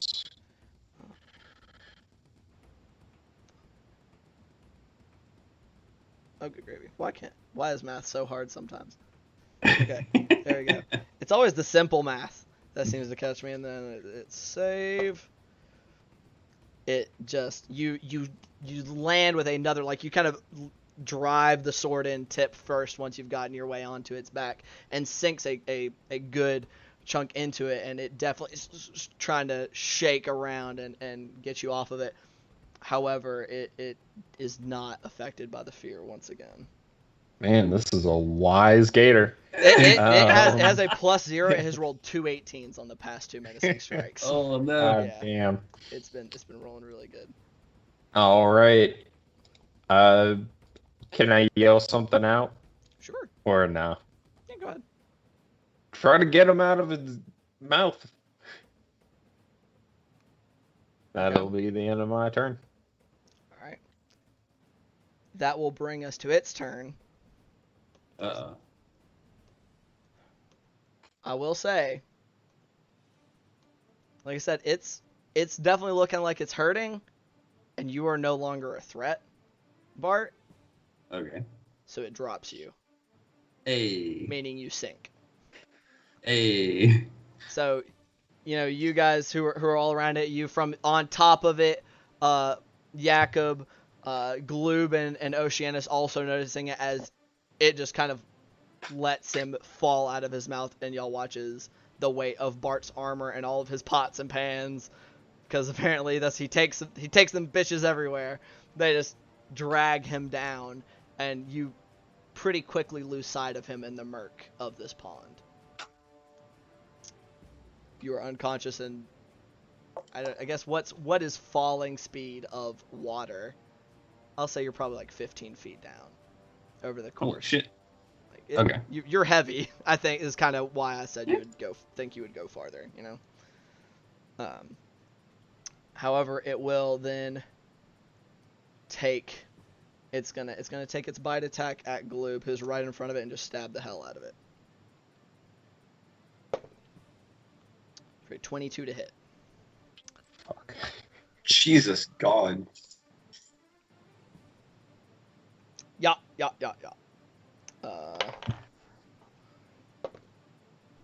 Okay, it rolled really poorly on its damage, so that's really good. For 11 points of piercing damage, and now Gloob is grapple. Fuck. It's not good, fellas. So Jones, So- remember having Gloob as a character?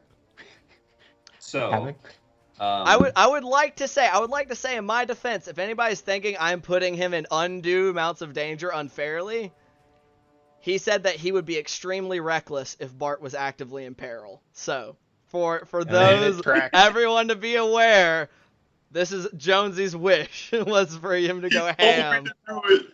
He did. He told me to do it. That's my defense. I'm sticking to it. God damn it. yeah, it bites the shit out of him. Since you're on top of it, it can't hit you with its tail, but it is gonna try to shake you off. Okay.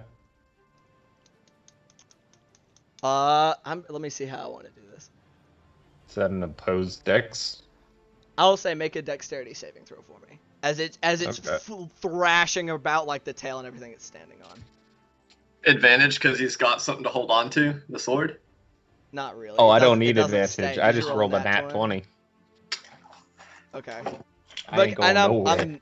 I just thought about it since I'd made your attack at disadvantage, but I'm not going to because I didn't say it ahead of time.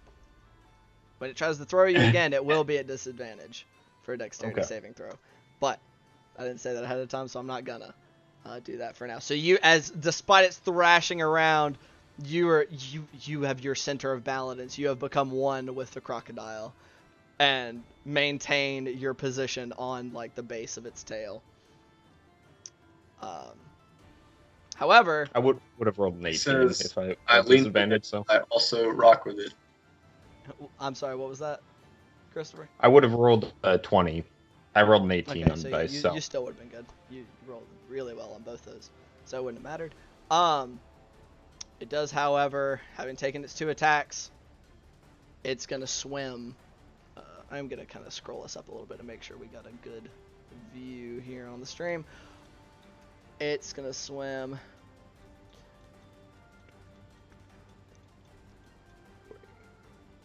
Just swimming straight across the pond away from you guys, keeping Gloob in its mouth, and you're going along for the ride, Jakob. It's perfectly With a fine. nat 20, I'm not gonna make it. You have to like re-roll anything. Like you are zen. You are centered.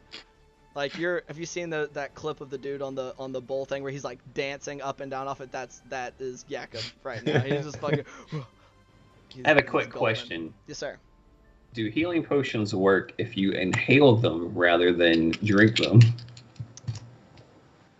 I'm not sure. They're magic. So I mean, if you can manage to get the bottle in their mouth, why not? Why not? It's magic. Fuck it, right? Just curious. Right. It will trigger, of course, an AOP from your boy, motherfucking Oceanus, who rolled, I believe, pretty good. I think he has a +6 to hit, if I recall. So landing a fine hit on this thing it's got extra damage die. The NPC kills the boss with an AOP. That would be fucking wild. I said it's looking rough. It's not looking that rough, unfortunately.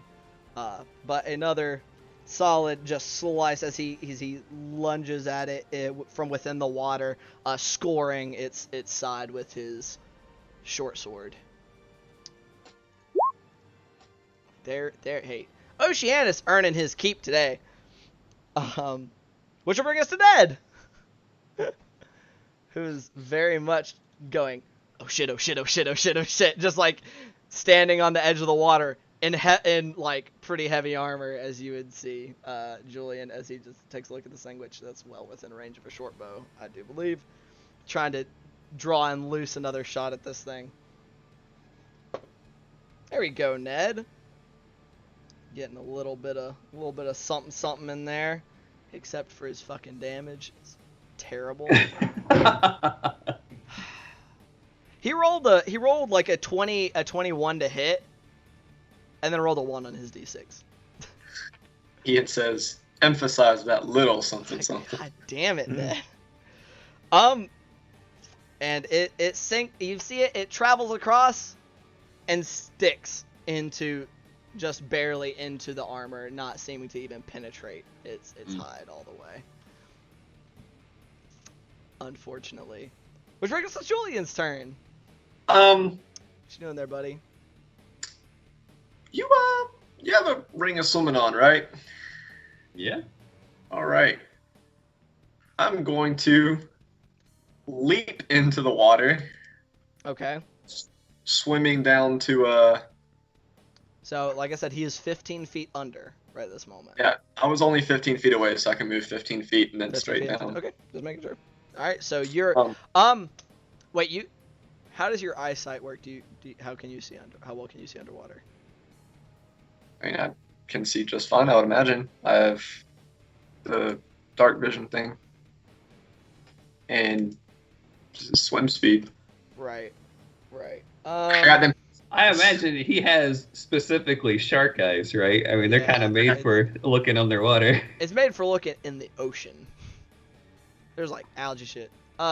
Just roll the perception check for me, just real quick. Because of your adaptations, it's not particularly hard. I just say just for shits and giggles, don't roll a 1. Perception. That'll be a 15 total. Okay. Yeah, you see him. You get under there. You see his fluttering shawl in the water. It's kind of ghostly looking almost as he sinks. His pipe is still sticking out of his mouth. He's holding on to it for in his unconsciousness.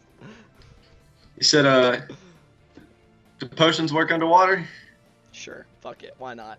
Pipe out, potion in. Okay. That is gonna cost your action to potion him up, but that is one of your potions. Mark it off. Roll the 2d4 plus 2 healing. That is not one of my potions. That is my potion. That's your one potion. Did you not get one? They haven't redistributed. Oh, I guess y'all never really distributed them. Y'all have like several potions, I think, sitting in Gloob's bag. Y'all have 7 total. No, I thought we gave potions out to everyone but me. I gave a One potion. I gave a potion to Jewel. Unless you used one earlier, I gave one to you after our first encounter with Captain Zindros. Yeah, that's the one I got. Oh, okay. You should have had 1 extra though. Still, did you ever use the second charge that you had from the one that was worth 2? That wasn't the one I had. Was that not you that had that? Nope. I would Gloob look had that. in Gloob's inventory to figure it out, but I don't see literally any listed. I have only been in possession of 2 potions this whole campaign. One was the one that I used in the pirate fight in the haunted house, and then this one. Okay, I got you. All right, whatever. I assume y'all know where your potions are, so that's on y'all. So did you roll the healing? I did. I rolled a 4 and a 1 for a total of 7. So you gain 7 HP underwater, Bart. You come to consciousness, spluttering. Yeah. Bubbles. Yeah, you make Murloc noises. It's kind of freaky. Like, ah! Yeah, so you are now conscious. Is that gonna be it for your turn, Julian? Yeah, I don't think there's anything I can do with my bonus action. Let's see. Yeah, that's all I got. Okay. All right, which will bring us to the top of the round, to Gloob's turn, who is in a bit of a pickle, situationally, and is going to try to wiggle his way out of this here. Actually, this is an important thing to note. If you are incapacitated, do you have disadvantage on skill checks? I believe, or I'm sorry, if you're restrained. Nope, it does not say that. Okay, so we're good. Okay, it's just your attacks that get hurt by that. So he just gets to make a straight check. God fucking damn it. You can add a D4 to it. Oh, that's right. He can add his D4. He's gonna try because it has a shit. Not squirming around in its mouth, wiggling, and seeming to almost get himself out. It's just kind of it gets its. What's up? Is it poisoned? I was just getting ready to say grappling Gloob should give the poison condition. I believe I think it gets a save. So Right. I'll save. Right. I'll Yeah, save it gets potential to be. But the thing is, this isn't an opposed check. So it's not having to roll anything to to do that. This would, however, make a difference in its. I believe it's the same DC or be the poison condition as long as he's in contact with it. Which actually, it rolled really, really poorly. So it is indeed poisoned. So that doesn't do anything for his attempt to get out. However, y'all kind of see as it's slithering through the water, making its way across the pond, y'all kind of see it kind of tense up and shudder a little bit as it's keeping a hold of gloob in its mouth. It'll make it harder for it to chew gloob up, so that's a good thing. Slightly. Yeah, which, well, unfortunately, that is gloob's action, and he says he was not able to make it out. He is still stuck in there, bringing it to Bart's turn. All right. Well, I will move 15 feet to the surface of the water. Is it easy enough to see that the alligator has a hold of a purple thing? It's on the opposite side of you, so I'd say make a perception check really quick. The passive 17, get it? Passive, I'll say with passive 17. Yeah, it's flailing around, still trying to dislodge Jakob, who you see is currently standing on it, just all right, super feng shui over there, and you see like flashes of purple as its head like throws back and forth. Gloob yelling. He's going, ah! Ah! All right, I will use a. So that's 15, and I can move 40 in the water. So I will move. So you should have 25 feet left. Yeah, I will move 25 feet right here. Okay. And then I will use my channel divinity to move to the mouth of the alligator where Gloob's at. Okay. And that gives you another full movement, right? It gives me my movement speed. So you can it doesn't give it. How would that work?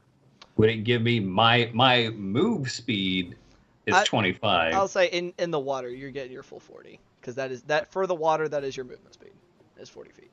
All right, so I will swim over there and move past those two fellas. You slap him in the foot as he's like flailing around. So that's 11 points of healing to Jakob and Gloob. Nice. Thank you, kindly. Yeah. And Gloob said, "Go, Bart!" As he is being swung around like a fucking rag doll by this crocodile. Is that gonna be it for your turn? No, that's just my movement. Okay. And well, it's your action if you're a channel divinity. Yeah. And then, did I lose? Does spiritual weapon stay up if you're unconscious? It's not. I would say it's not a concentration check, so I would double check.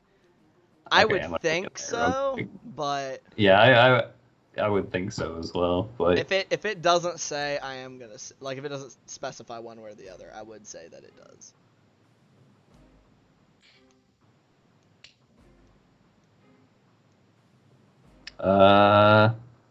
Doesn't say, at least in the D&D Beyond description. I'll say for now, I'd say being completely unconscious would like while it's not concentration, you have to have some kind of hold on to the magic, and so it will say it fades out. All right. In that case, I will hold tight right there in front of the alligator. Okay. On that note, it is going to use 2 of its legendary actions to bite Gloob again. Or try to bite Gloob again. And it is poisoned, but it would be getting advantage on him, so this will be a straight roll. Alright. It rolls a natural fucking 1. And it just... it's wiggling around, and now you're in front of it, and Jakob's on its back, and it's just so, like, in a tizzy as it kind of tries to raise up and get its mouth closed. It can't get the force necessary to really get a crunch. It starts choking and it takes damage. It does not take damage, no. He's got a frog in his throat. God damn it. That's weird. It just picks Julian up out of the air. I'll kind of like say something when he's trying to buy, like, you're not going to be eating anything today, buddy. You're going to die with an empty stomach. And yeah. All right. So, it does not understand you. It doesn't seem. Yeah. It doesn't seem like. I will go ahead and say, that will bring us to Oceanus, who I think he just has a swim speed equal to his movement speed, if I recall. I don't want to screw you guys over if he has more. Of 30 feet, yeah. It's just 30 feet, which, unfortunately... Oh, wait, whoa, now he can make it. Oceanus don't give a fuck. He's like, still swimming for all he's worth. Just gliding through the water, not through magical means, but he seems to just, like, a perfect, he's doing his face to either side as he just cuts through the water, coming up and making immediately 2 stabs with his short sword and dagger at this thing. I don't think that hits. He only has a +6 to hit. His short sword just skittering along its armor. His dagger, however, finding purchase barely. Just seeming to barely make it through and to draw a little bit more blood out of this thing.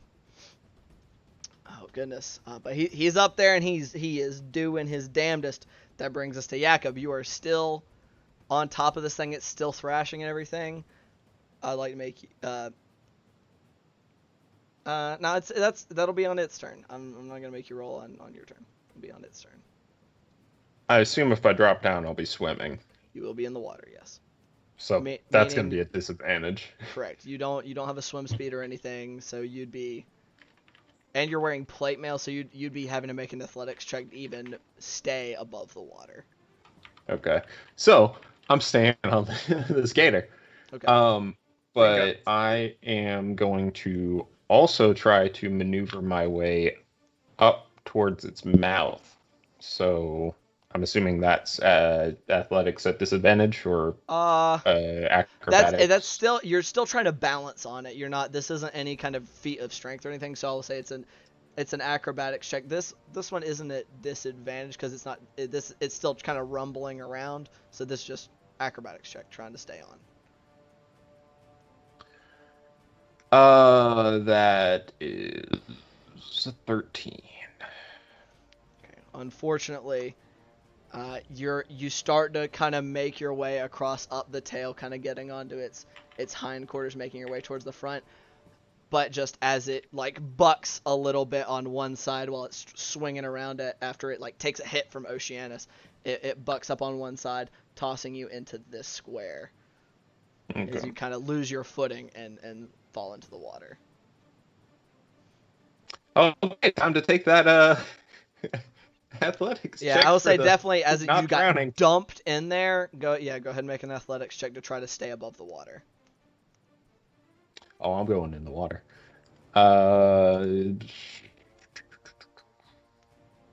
8 plus 6 is 14. So I won't say you don't go down very far. You are. Did you use your D4? I did.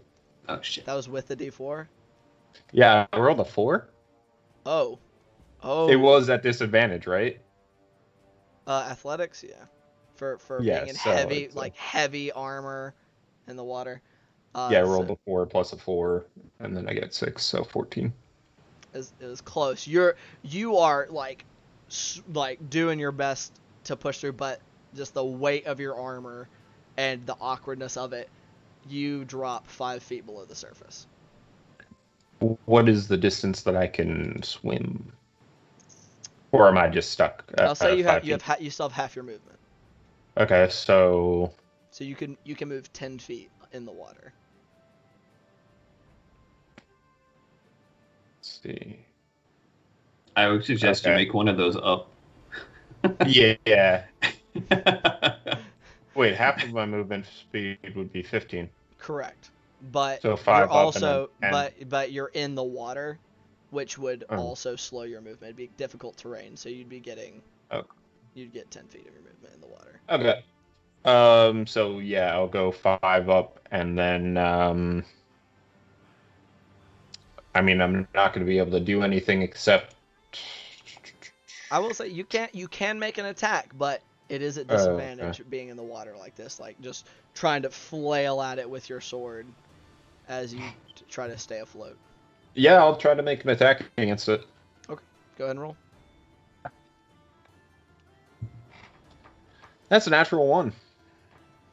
Natural 1. You're like I said, it's a very difficult thing to do in full plate armor. It's a miracle that you were even able to get yourself back above the surface just through sheer just strength of just moving your arms almost like you're trying to fly, just shoving as much water underneath yourself as possible. You get up and you're flailing around with your sword more than anything, not really able to see, and you feel it bounce off the side of the alligator. Crocodile. I can't stay consistent with what kind of lizard this is, and for that I apologize. And let me get us back onto our map so people can actually see where he went. Which will bring us to its turn. Yeah, let's see here. So it's still got gloob in its mouth, and he is still conscious, so it's going to keep trying to bite him. That is with a 25 to hit.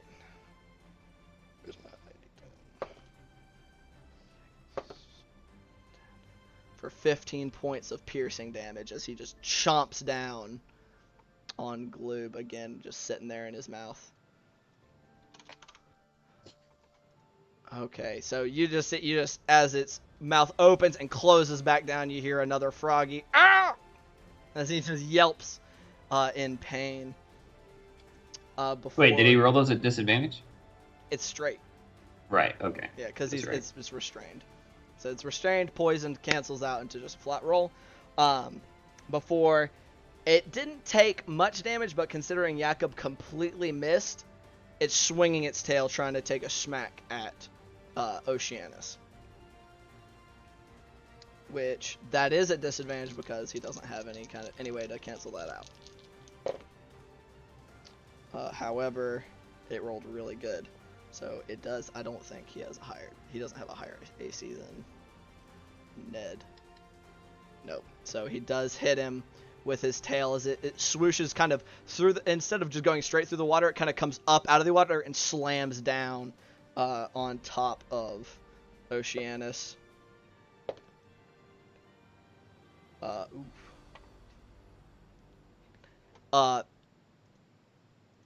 Ow. Coming down on top of him, and y'all see as he just kind of looks up and smacks down into the water, and the tail moves, and all you can see is just the faint image of Oceanus sinking as he is knocked unconscious. Fucking 1,000 tails, more like shit. A good thing he can breathe underwater. True, he won't have the effects of drowning. That is what's up? How rough is the alligator looking? Like I said, it's still looking even worse. Like you can see more and more, like blood is pouring off of this thing into the water. And it's definitely, it seems a little more comfortable now that Jakob is no longer on top of it, but it's definitely looks like it's trying to finish this off. Like it's not. I guess if you want to roll like an insight check for me real quick, I just want to see how this looks for you. That is a natural 20. Natural 20. There is fear in its crocodilian eyes. Fear. Like it is definitely a oh shit .jpg for this crocodile. So it's definitely hurting pretty fucking bad. Which brings us to Ned, who is tried and true. He is trusting Bart. He saw Bart come back up out of the water. Like, hey! He's taking another shot with his bow. Oh shit! Toss that fucking D20 off into the nether. God fucking damn it, Ned! I'm gonna kill you. Somebody else doesn't. God damn it! It just another arrow just going off. It kind of passes like in between you and the crocodile Jakob before just spearing into the water. Just. God Which brings us to damn Julian. Julian, you are 15 feet underwater. You potion Bart. He swam up, and you just saw him like just torpedo away almost in a like halo of light after he made it a little bit across the pond from you. I'm going to burn 15 feet to go back to the surface. Mm-hmm. I'm going to move 15 feet toward it. That'll put me right there. Okay. And I'm going to... does a 19 hit? 19 will hit. Reach out, making a clawing motion. Dark. Is there not a tentacles. size thing on that ability? There is not. I checked. Okay. And I, grasping tentacles, lash from the depths of this little pond and drag it 10 feet closer to me as I growl. Now you're the prey. Okay. So And it goes. takes... Eek, eek.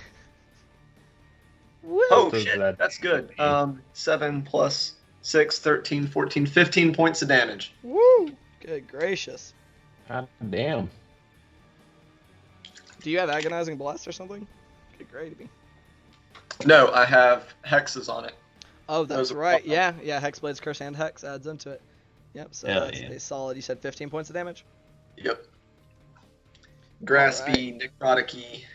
As these tentacles, rise up and envelop this thing, seeming like more of them to compensate for its size, burning into its skin as they yank it through the water physically towards you. Jakob, you kind of get brushed through the water, kind of more up beside it in its wake. Does Bart get an AOP on it He when it does moves not. away from him? You don't get AOPs for unwilling movement.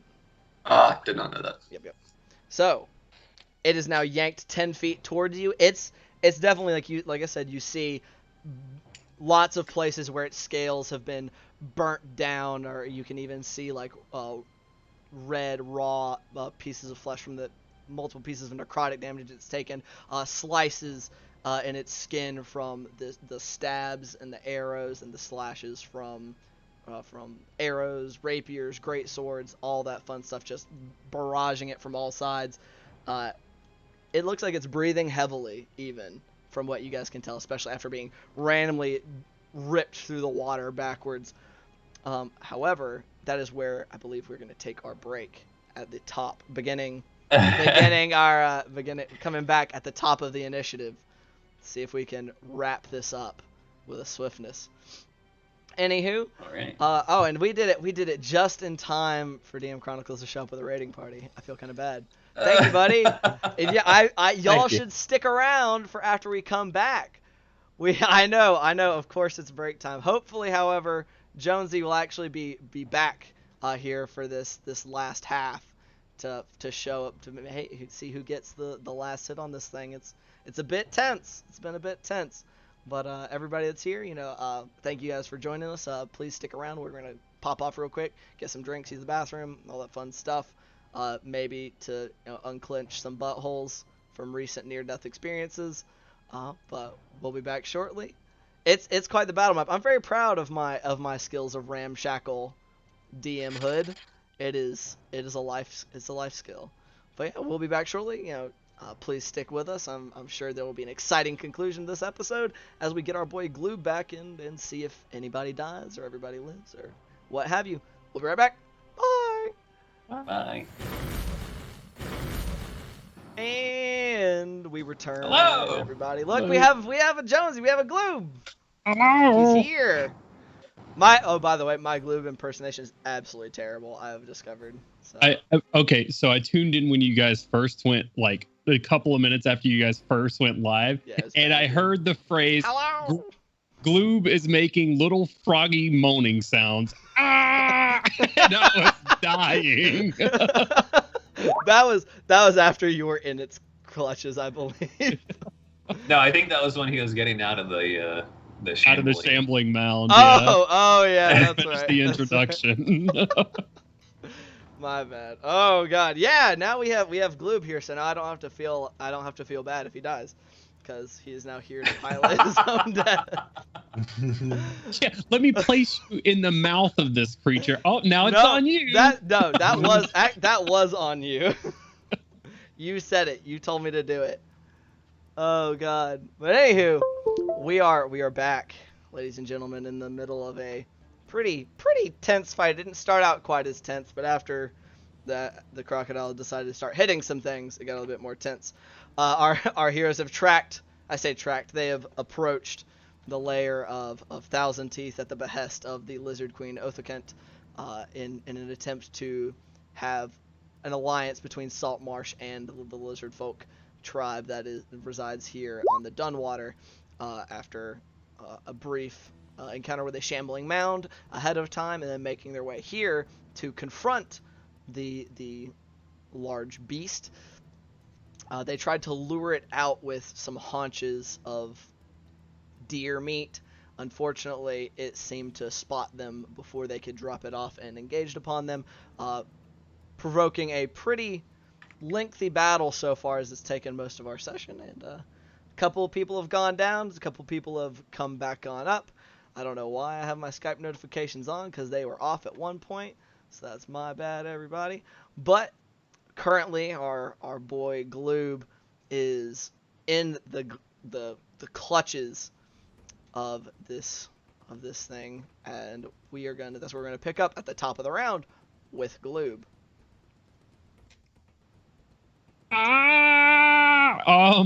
I'm going to try to unfuck my situation and get out of this thing's mouth. Sure. Roll an acrobatics check to try to break the grapple. All right. What if I prefer athletics? I mean, you can do that if you would like, but as I was the one rolling it last time, I saw you had a notably higher roll. It is really good, actually. That is a 22. That will break it. You wriggle as it has been trying to chow down on you, and you manage to slip out of its side, kind of dropping into the water right in front of it. Okay, I actually cannot control my token. Oh, can you not still? I don't know what's up with that. Do you just drag out a new token onto there, and I can delete this one? Okay. Sound good? You should be able to do that. I dragged out one for Christopher after y'all were on this page, and he was able to control it fine. But I guess if I pre-place them, they don't like cooperating, because Roll20 is stupid.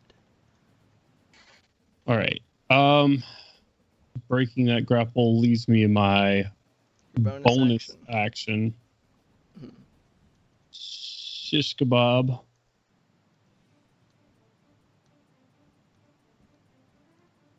I'm not gonna worry about disengaging from it. I'm gonna stay right here. Okay.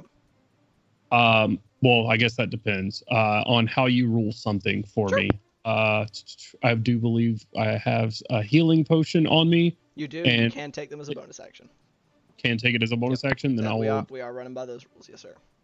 I will pop a healing potion then. Okay. And stay right here engaged with it. Okay. Does that be the end of your turn? Probably the end of my life too, but yeah. I mean, you just took a healing potion, so it might not be. However, it is 2d4 plus 2. 2d4 plus 2, yeah. Yep. Okay. For the potions you guys have. It is, however, going to be burning 2 of its legendary actions as they regain those at the top of the round to try to take a bite attack at you, Gloob. So it is still poisoned due to having had you in its mouth the first time.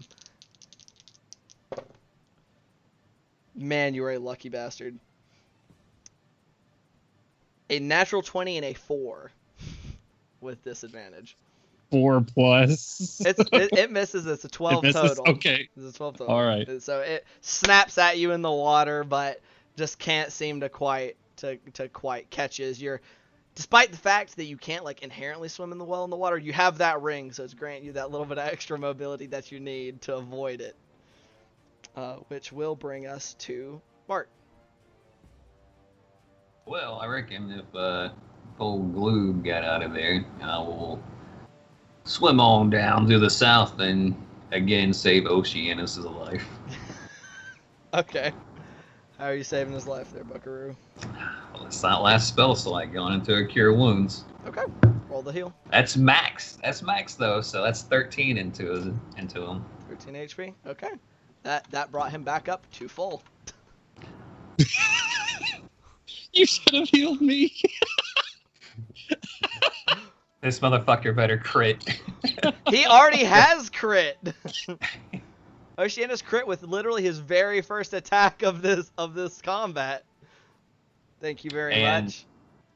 And I will stay behind him. I guess using the rest of my movement to bring him back up to the surface and point him towards the alligator. Where were you at previously? I was right there. Or right there, one of those places. I mean, I got a 40-foot movement speed in the water. So you should make it. You can, yeah. And since he is not, in heavy or medium armor, he had not sunk down quite as far. So I'll say you're able to heal him as you kind of shove him up to the. He's surface. aerodynamic. Yeah. It's like swimming is a thing his people do. So he is now spluttering underwater, which would be concerning. Except you're like, oh yeah, he can breathe underwater. So as he just regains consciousness, being like, whoa. All right. But so nobody else get hurt. Okay. That will bring us to Oceanus' turn, actually. Who I need to double check something. I need to check if he loses that because he went unconscious. Nah, he's good. I'm not sure how this works. No, yeah, he totally lost that because he went unconscious because it does consume. It does work under concentration. I'm just gonna. Somebody call high-low for me. Alright.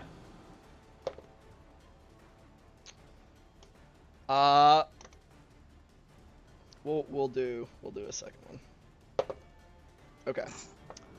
Hey, Oceanus comes up. He does not have his short sword. He only has his dagger. Just fucking do worry, Oceanus. Yeah, he just turns and like, shit, and tries to stab, switches hands, tosses it over, knife fighter style, and tries to stab this thing. Just tell, only one of you is coming out in the water, so you better make it fucking matter. I mean, I do believe, I think that hits. Yeah, because he gets a +6. Okay. So his dagger strikes true.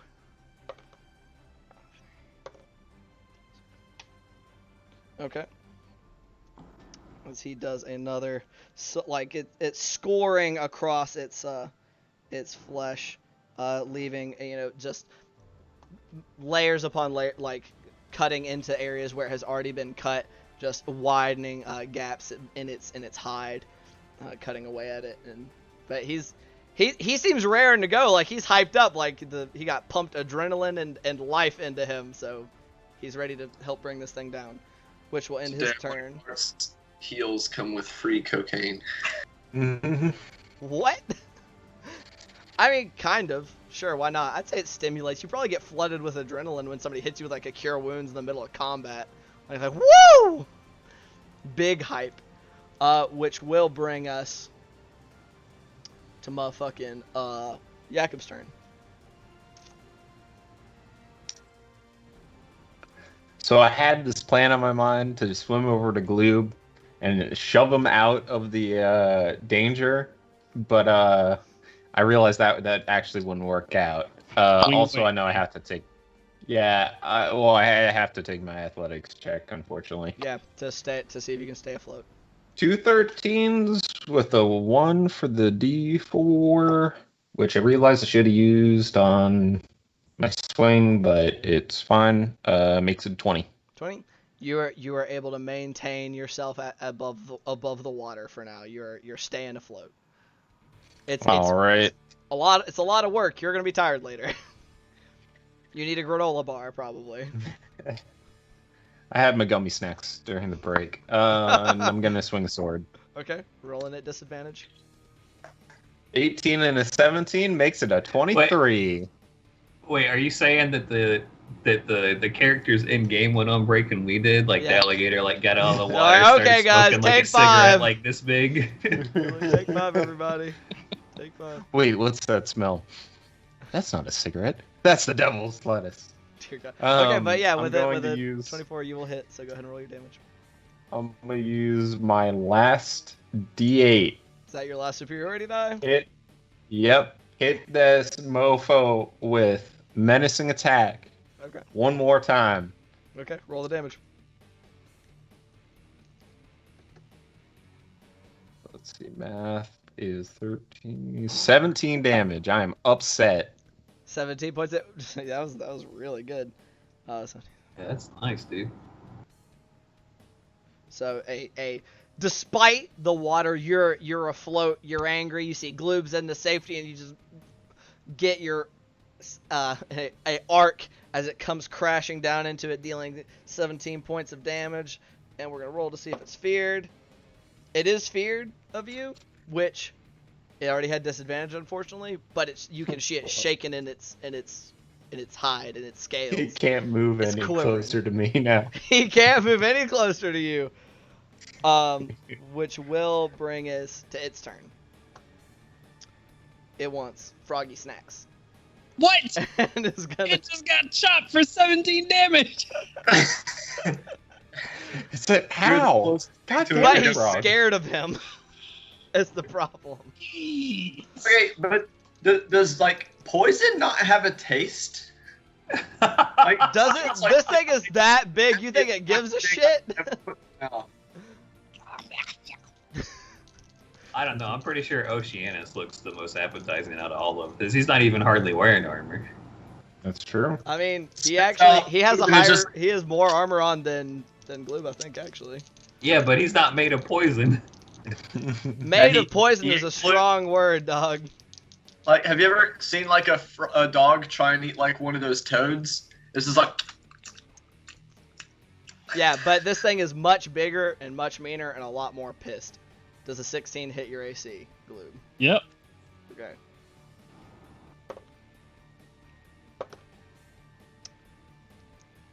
That is 20 points of piercing damage. I am unconscious. And you are restrained in its mouth. Does the poison get extended? No, I don't think. It lasts. It lasts for a minute. minute. So he took the poison. He's poisoned for 10 rounds. As the person in the most convenient spot, and you just yoinked it towards you. Julian, tail is coming for your ass. Thank God. Thank God. However, Did you have any?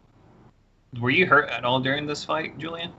No, he doesn't take any damage because he's mostly sat and shot at it. You better praise both Jakob and that poison, because that is a 13 to hit, which I believe this is your AC. Huh? So damn it. You wanted it to hit you? Oh, you wanted to hit it with Hellish Rebuke. That's funny. But it kind of comes up in a similar manner as to when it just kind of like slapped Oceanus down into the water, but crashes down next to you as you kind of like are juking in your water with your amphibious adaptations. Big splash though, like, you know, when you like slap your hands down in the pool, except way bigger and grosser because this water is like mucky and nasty. Which will bring us. There's a lot of dudes right here.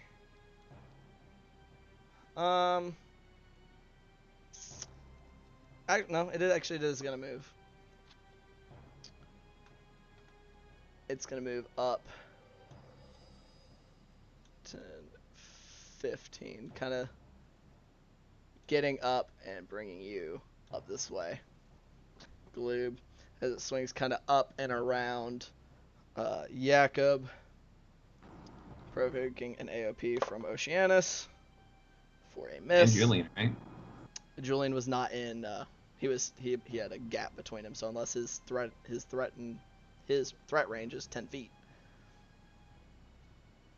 Oh, I was in his threat range. He wasn't in mine. Exactly. Yeah. The tail has a 10-foot reach.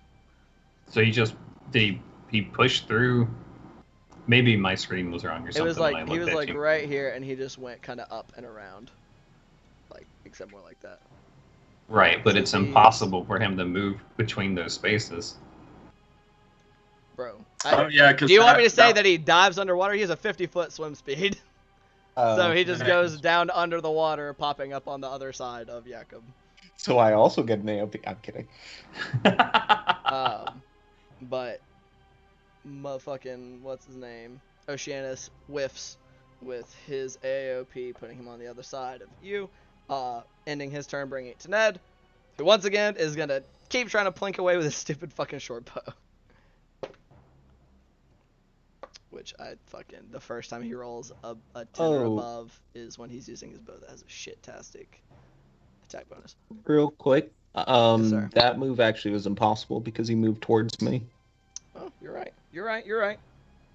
So instead, down and on this way. So I do now get my AOP. So you get your AOP instead of Oceanus. Or Oceanus would also get his, so his still whiffed though. Is it still at disadvantage? Yes. Fuck. You still have a D4 though. Yeah, I whiffed it with the D4. I got a 12. So you're trying, man, but you're a dude in heavy plate armor, trying to like keeping yourself afloat in the middle of a pond. So all things considered, you feel like you're doing pretty good, but yeah. Bringing him onto that side, which still brings us to Ned. Ned, unfortunately, the arrow his arrow landed this time, but it seems to get caught in the plates. It just can't seem to puncture through its hide. Ending his turn, bring us to Julian. All right.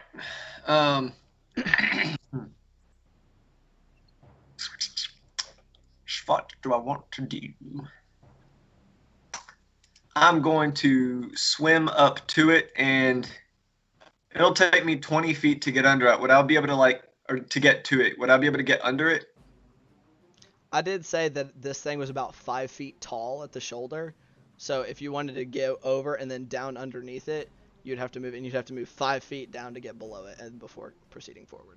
All right, I am underneath it from that position. Very well. And I'm going to go shank with one of the daggers from my bandolier. I think you get shank, singular, but yes. Flavored is shank. I got you. Go ahead and roll your attack roll.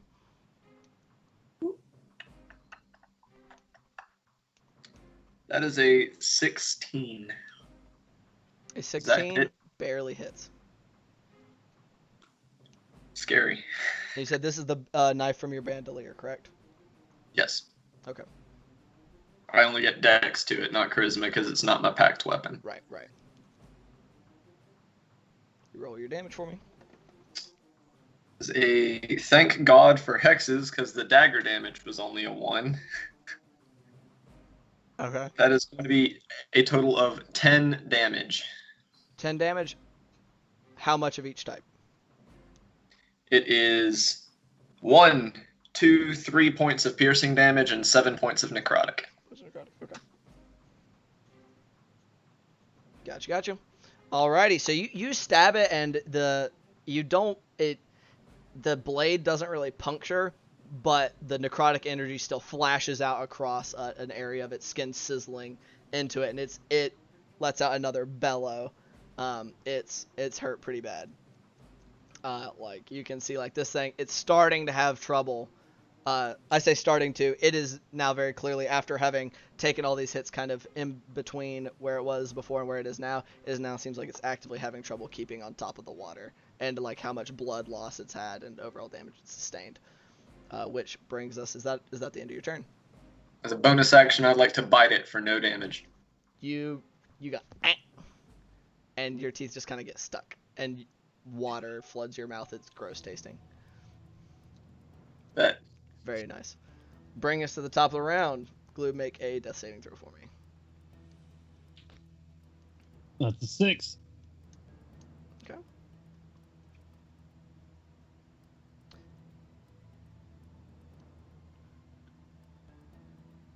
All right. That brings us to Bart. You said this guy's like sinking, essentially. It's not sinking, but it's definitely like, whereas before it was kind of like it was just kind of staying atop. You can see it's kind of bobbing down and then back up as it has to actively like get itself back up. It's not maintaining its position as like even with how dark the water is and how murky the water is, it is being stained. Right. Okay. I am going to swim up to old Glooby Boy and cast Toll of Dead over my shoulder at it, and hopefully that's enough to kill it, and I can get into the shore right behind me on the rest of my turn. All right. Wisdom saving throw. You roll the 5. Roll damage. That is 11. 11. Okay.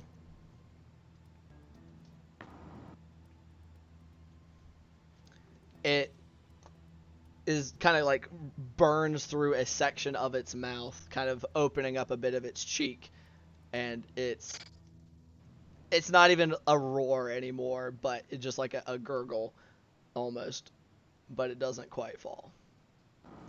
Oh, fuck. So it still has him? It still has him. I will say, however... What? Go ahead. Is that the end I of your didn't turn? say anything. I mean, I guess I will stay right there. Can't really use my bonus action for anything, so...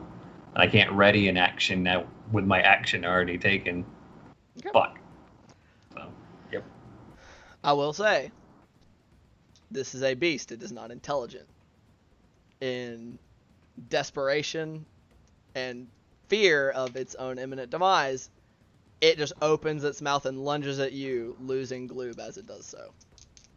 Bart. Alright. That is going to be a 24 to hit. With disadvantage? With disadvantage, roll the 16 and an 18. Alright.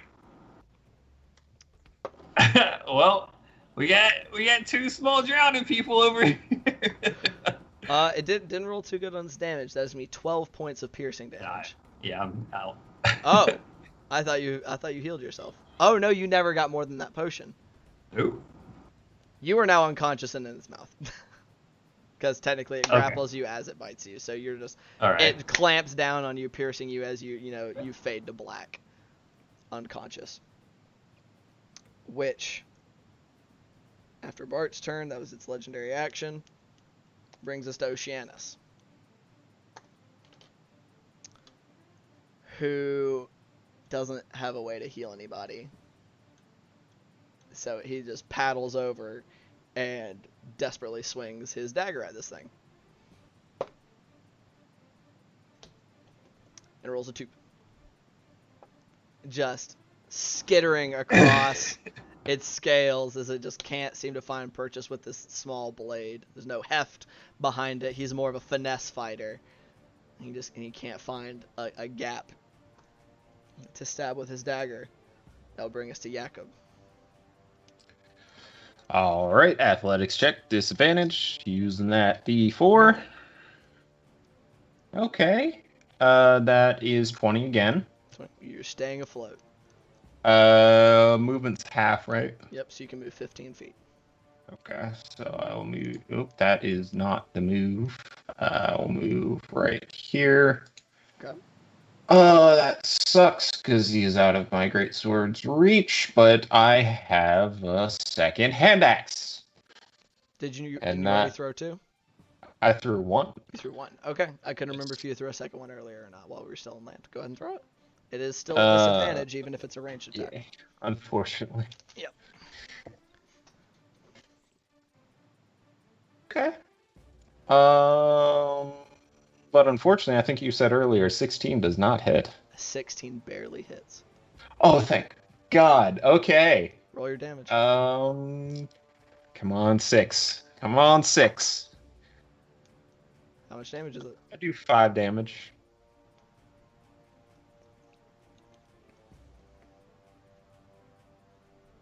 It sinks into it, like into its eye.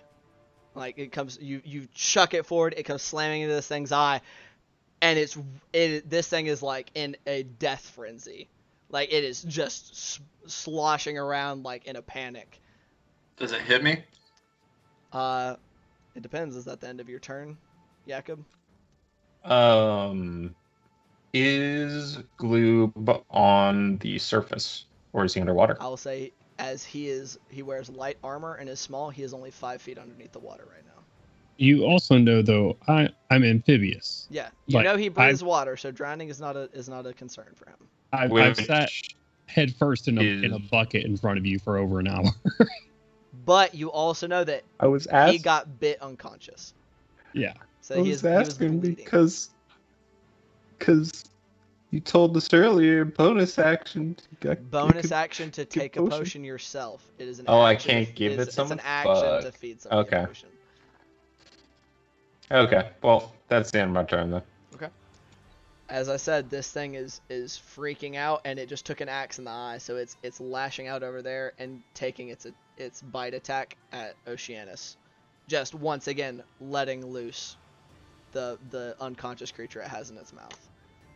You sink 15 feet below the surface mark.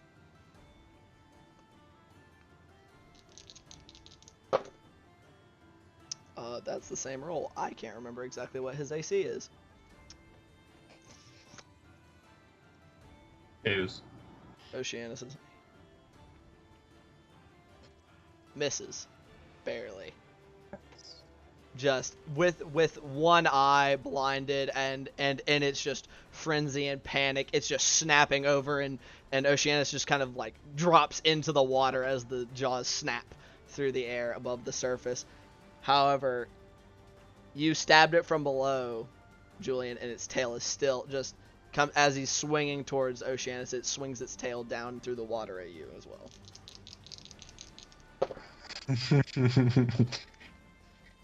Julian's like, hurt me. That's a 16. Does it miss? Tell this thing to do better. Tell people to stop Fuck you! poisoning it! Tell people to not be poisonous. It rolled an 18, but at disadvantage. Rolled a 9. God damn it. Okay. I have no other offensive Oh, spells. wait. Hey, I'm take the hit. retarded. That's a 17. Yes, it hits. 17 hits. Okay. So you take 6, 10. You take 15 points of bludgeoning damage as it just crashes through the water and make a strength saving throw.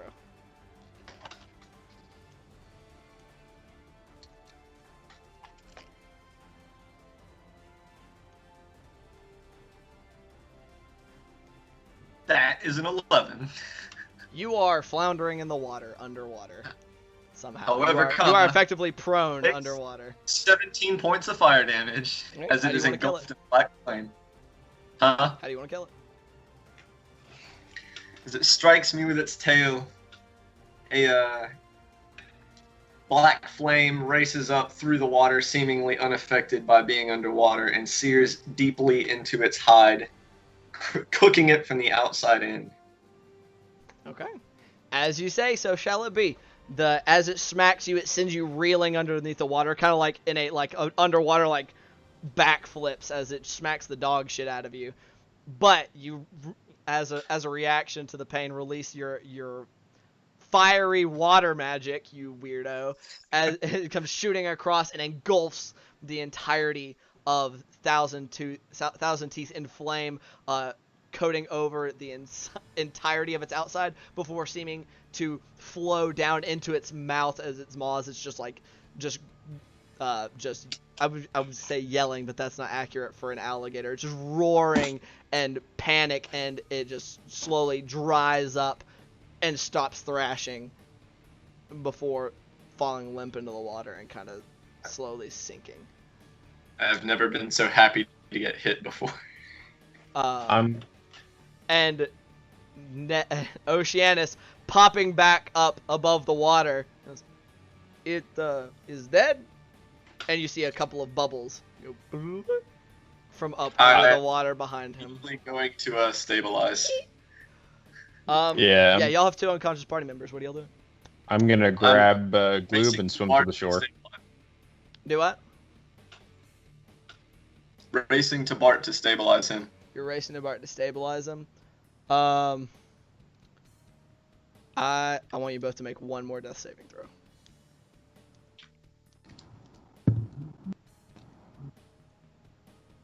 $18. Okay. All right. I also rolled 19 on my athletics check at disadvantage. Okay. You're still staying up in the water. Gloob is pretty buoyant for a frog, so you got a hold of him. Are you trying to get him to shore, or are you trying to stabilize him here? That that would probably trigger another death saving throw. So I'm gonna pop the potion into his mouth. Okay. So Roll 2d4. 2d4 plus 2. Okay. So that's gonna be 6. 6. Gloob, you become conscious with 6 HP. As you blink open and Jakob is kind of like cradling you in the water, forcing a potion bottle into your mouth. I use my healer's kit. Does Jakob take 1 point of damage? His skin doesn't do damage. He is also in full plate, so he's not touching his skin directly. I'll say he does not take. He's not gonna get affected by the poison condition. Okay. Real quick. You're say now. Here's the thing. Are you trying to use the healer's kit while he's 15 feet underwater? Yes. Does that make any difference? Yes, it is a healer's kit, and you are underwater. I mean, mechanically, no, but I am saying yes because that doesn't make any fucking sense. It's a first aid kit. It's a first aid kit, dog. It's not waterproof bandages and shit. Like, You're about to give me a fucking infection, my guy. yes, this is also very nasty ass water. Well, I should, with 5 feet of movement to get to him, and 10 feet of movement to get him right there, drag him into the shallows, and start working on him as an action. Okay. You're able to get And over as there. I- I'll say get over there. Roll the. Alright, I forget. Does healer's kit automatically Healer's stabilize? Yep. Okay. You get him over there. He is stable. You are stable at 0 HP part, regardless of whatever you rolled for those saving throws. Alright. So As I cradle, sorry. you're good. You're good. Go on. As I cradle Gloob, I look him in the eyes and I go, "Please go get my hatchets."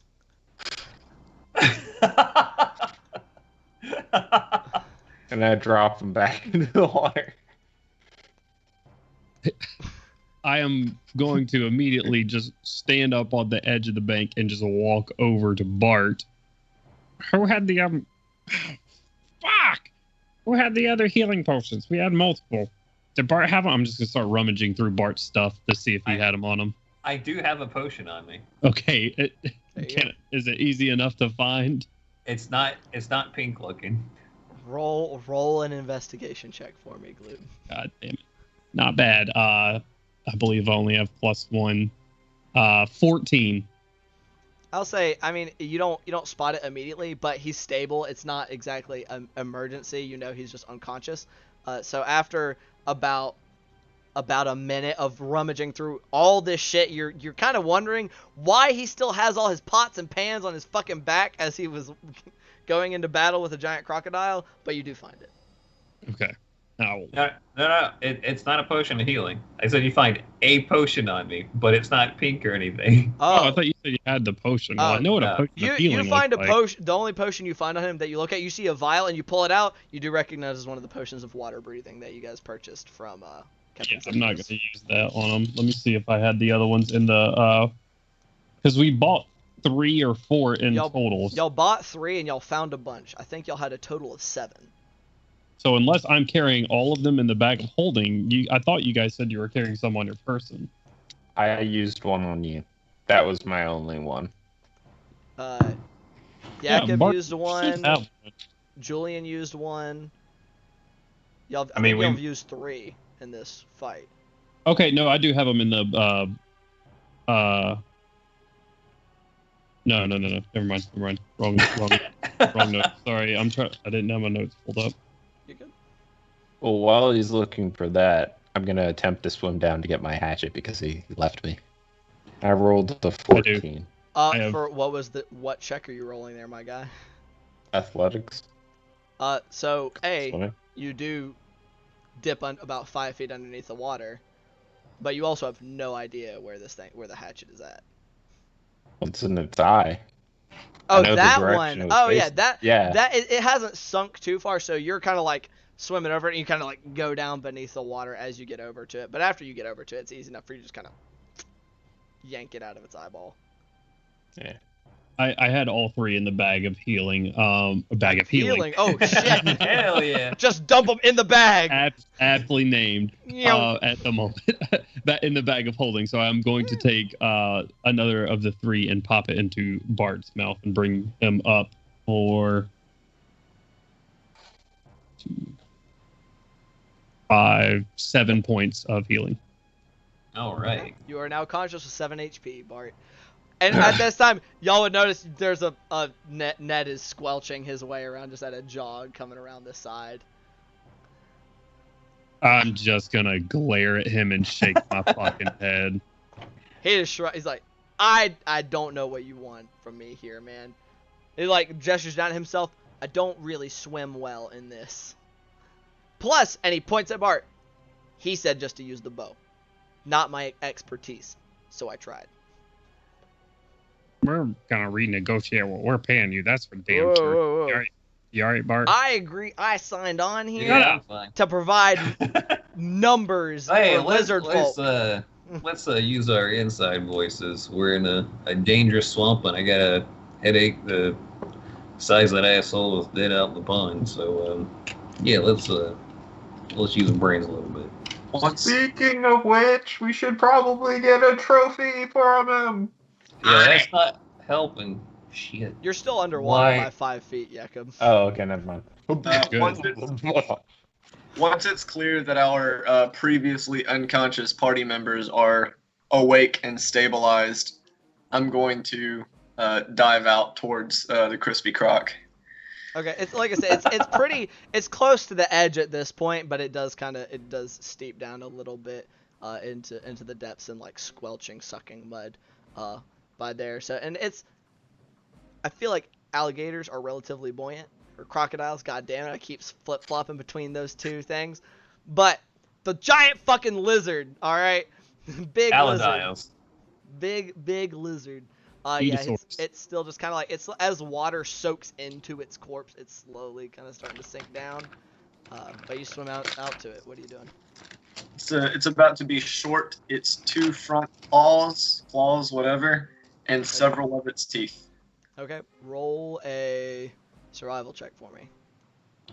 Can I aid him with the use of an unseen servant holding things underwater as he chops them off? How much weight can an unseen servant hold? It's a few pounds for the teeth, not with the paws or anything. Like it could hold stuff for him after he like cuts it off. Right, that's But what this I'm thing talking is about. like actively like sinking down. So yeah, I would say it won't grant him advantage, but it makes it less difficult. Sure. I got this as a free cast once a day. sure. I'm gonna use it. Yeah, you're sitting there just going, ow. But before I died, I was gonna try to do like a Hail Mary, like, can I cast an unseen servant in its mouth and give him like a gag reflex? 5 points, 5 pounds of pressure in the back of his throat. I don't know, man. Listen, you don't want to start the saying roll for gag reflex on this game, all right? No, Like that's just not what we want. No, you don't. Oh no! That's not the direction we want to take this. Dear Master, God. it is a dirty 20. Dirty 20? Okay, I'll say easily enough, you're just kind of falling down. You can breathe underwater, and you have a swim speed. So, especially with just... Magical +1 sword or weapon that I can Right. manifest, whatever the fuck. So, it yeah, was. like I said, so, while it, like, as you're doing this, you do notice much easier with the magical weapon than it was when you were trying to stab it with your dagger. Like, so you're able to just kind of... It still takes a second. It's a big fucking thing. But after you get off its 2 front feet, which I'd say are easily the size of like large dinner plates a piece, and I'd say you could, how many teeth are you trying to grab? You roll pretty well, so it's not, you can get pretty much what you want. It just depends on how much time you're wanting to spend. I would get about 20 teeth. Okay, I'll say overall that's probably gonna take you about 10 minutes. Getting both front feet as it's steadily sinking down and starting to sink down into the mud of the pond, and going through and getting about 20 teeth. Takes about 10 minutes. Raj. Is there anything any of the rest of you would like to be doing for those 10 minutes? I'm gonna check on Bart. You all right, Bart? You good? Yeah, Am I I'm good? fine. All right. I gotta go find my fucking sword, and I'm gonna go into the water and find my rapier. Can you also look for my hatchet? Yeah. I'm going to hold the fort down up here. But Oceanus at this point has also he started dragging himself out of the water, and then you said you have to go find your sword, and he goes, shit, and turns around and follows you in the water because he just remembered his short sword is also in the water somewhere. This thing, all right, this is a long shot, but this thing's been dragging all sorts of peoples and dead things down here to the bottom of this layer, supposedly. People's a strong word, but yeah. Well, Continue. yeah, I don't know what kind of lizard folk royalty or bullywug royalty it might have grabbed. I'm going to look around just at the bottom for anything shiny. Also, the second thing I'll be looking for are any eggs. You got a D4. Sure. Yeah, you still have your day. Well, because it lasts for 10 minutes, so you still have it. Yeah. You're rolling it. So you're rolling an investigation check. What are you doing, Jakob? I am going to attempt to find some firewood around like this tree and then start up a fire. Okay. Sure. After talking to Bart about it. Okay. All right. Oh. So My hat's over my face. he's taking a Alright, nap. You fire go it up to him is. and he's just faint snoring to be heard. Just like awkwardly, just back on my backpack. Just. Yeah. Oceanus re-enters the water, also to find his short sword. Ned is kind of resuming as Bart rests and the rest of you kind of go about your business. He's just kind of facing outwards, doing a light kind of patrol around this section of the area. As he's just kind of keeping an eye out on things. What was your overall investigation roll, Gloob? I'm sorry. It was I rolled a 19. I get +0 and I got a 1, so a dirty 20. Dirty 20. Okay.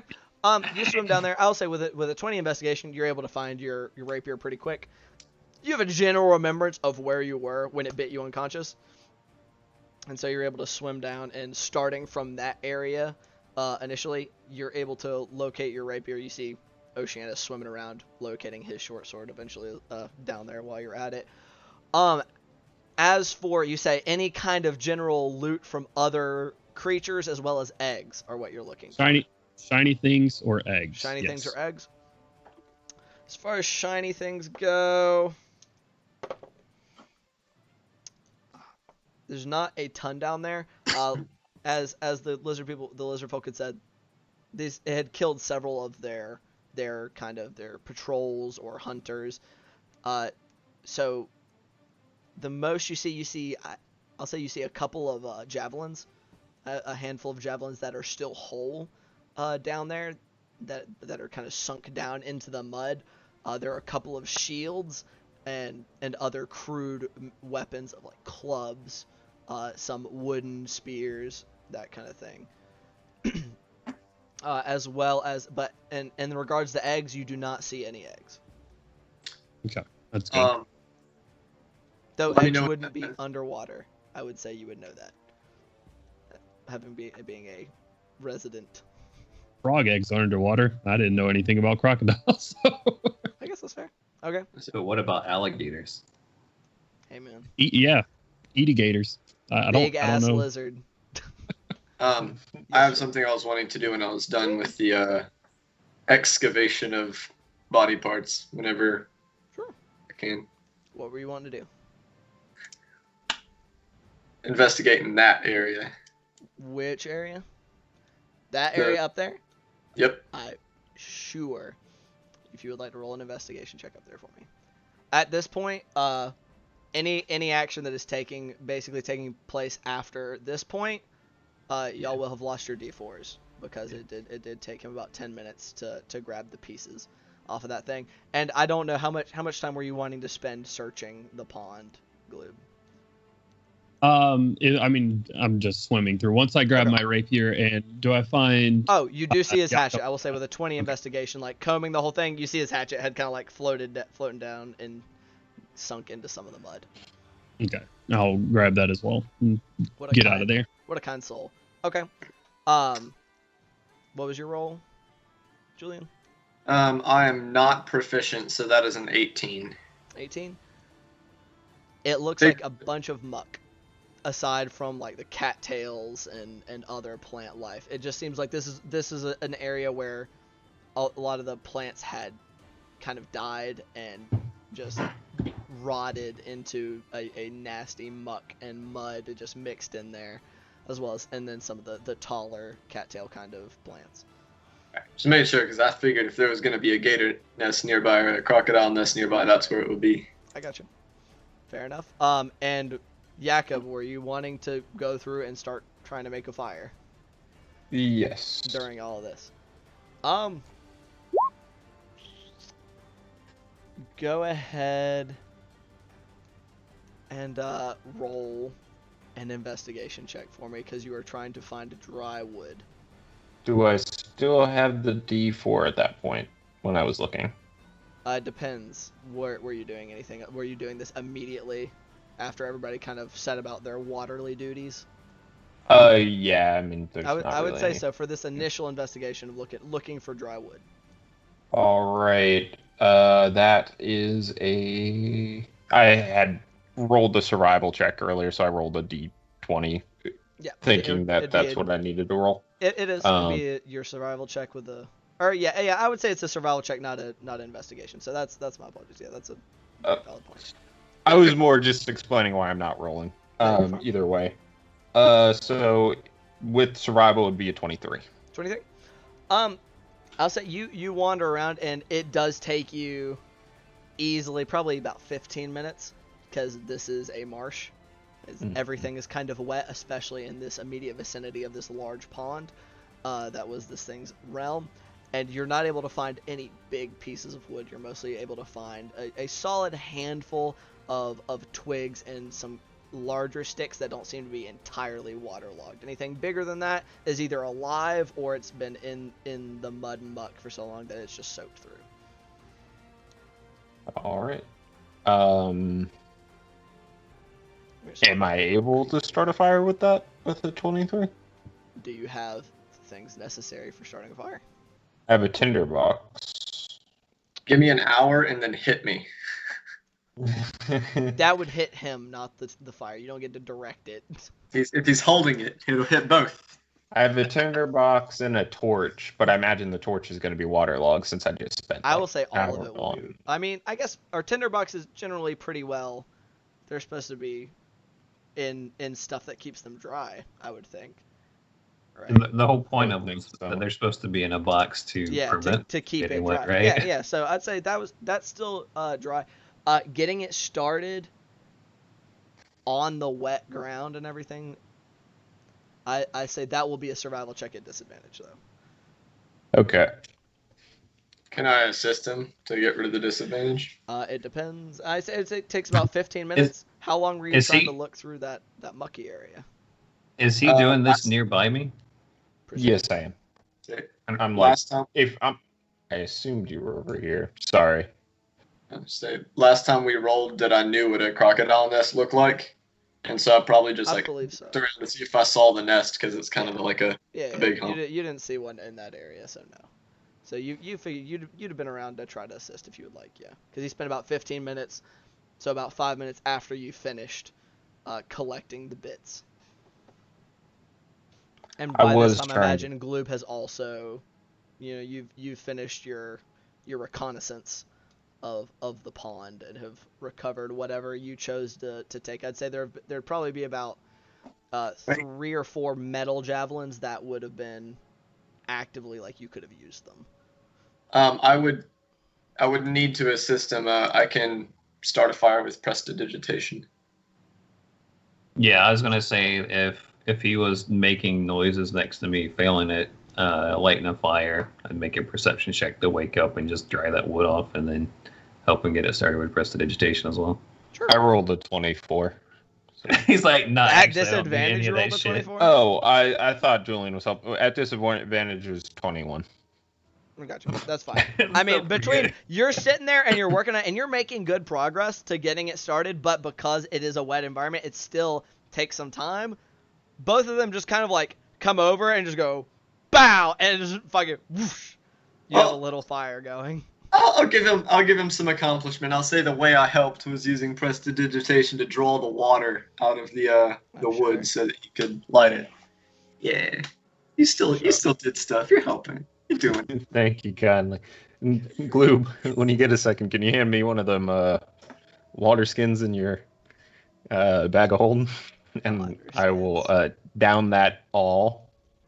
And time to take that Here's your check. Oh, an X. Here. There's that. Thank you. I don't know if, I mean, we want to do this. Why don't we just head back? I'm beat to shit. I don't want to spend any more time out here.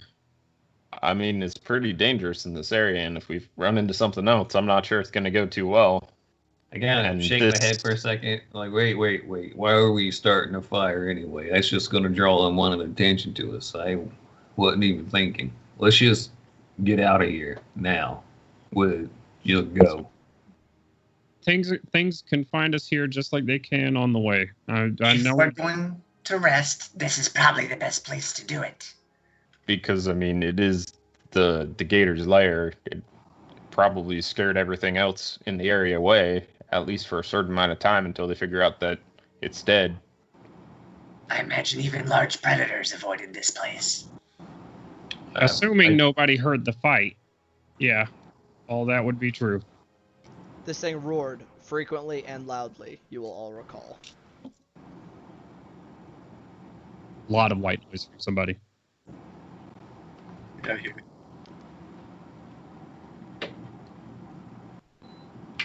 I think that might be old Skipe. Never mind. I'm a liar. Anywho, as I said, y'all recall lots of loud roaring coming from the part of the crocodile throughout the battle. I'm with the party, but I'll roll a knowledge.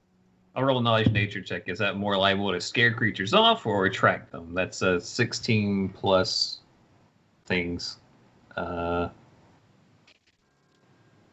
3, so 19 total. 19. That's a pretty darn good roll, especially because you are from the marshier areas. I would say that you would reckon that the initially most likely would scare things off, but generally speaking, when anything, regardless of whether it is a large predator or not, is in its death throes, things get curious and come check, even if they don't want to be super aggressive about it. Like, even if they're not going to come running in, other smaller predators kind of take a look-see. Like, well, things are going to start getting real nosy in the next few minutes. We should probably leave. There's nothing here now, but that's only right now. So. Fair enough. Well, then let's go. Find anything in the water, any of you? Just kind of directed at the party. Yeah. Almost got to see my maker a couple of times. That was pretty cool. I just started walking away. I found a couple of weapons that I put in the bag of holding. I'll give them back to the lizard folk when we get there. Let's get going. Oh, shit. All right. Yeah, I'm just super leaning on that mace/cane. I'm going to carry you, Gloob? No. That's real weird. Right. You should probably not ask somebody that. I mean, my friend, he's hurt. I'm just trying to make sure make it easy for him. Big dude, I can carry. Try and get us through the safest path possible, like avoiding predator layers and shit like that. I'll aid him. Sure.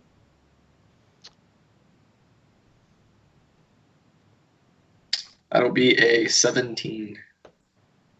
Okay, 17. That's with advantage. Yeah, the second roll was a 4. So. Okay. So you're getting you start making your way back, you know that you guys are about 2 hours out, especially considering y'all are tired and hurting, and this is a marsh.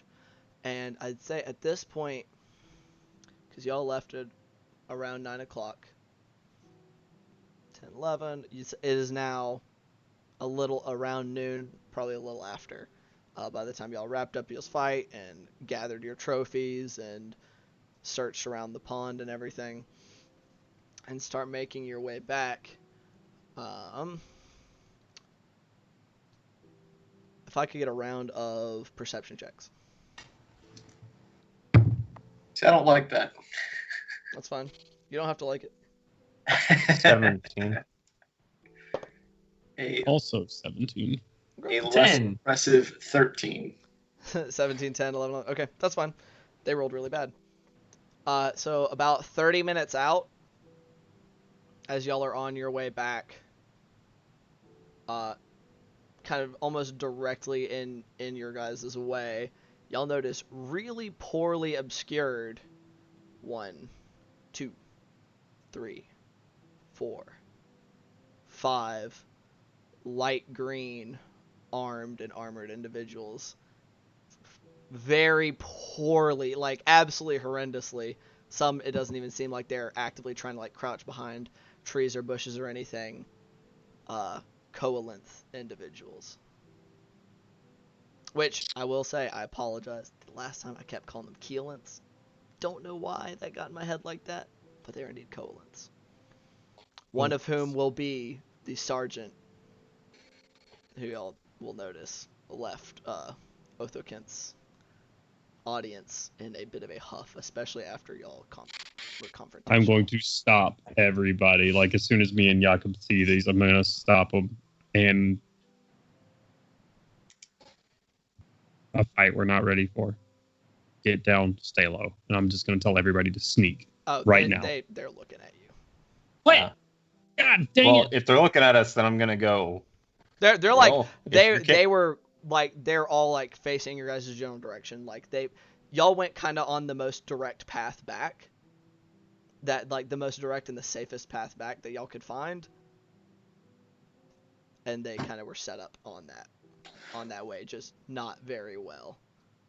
So y'all see them probably about 30 feet ahead, but they're up there, but they have visual on you as well. How many of them? You'll see 5, including the sergeant.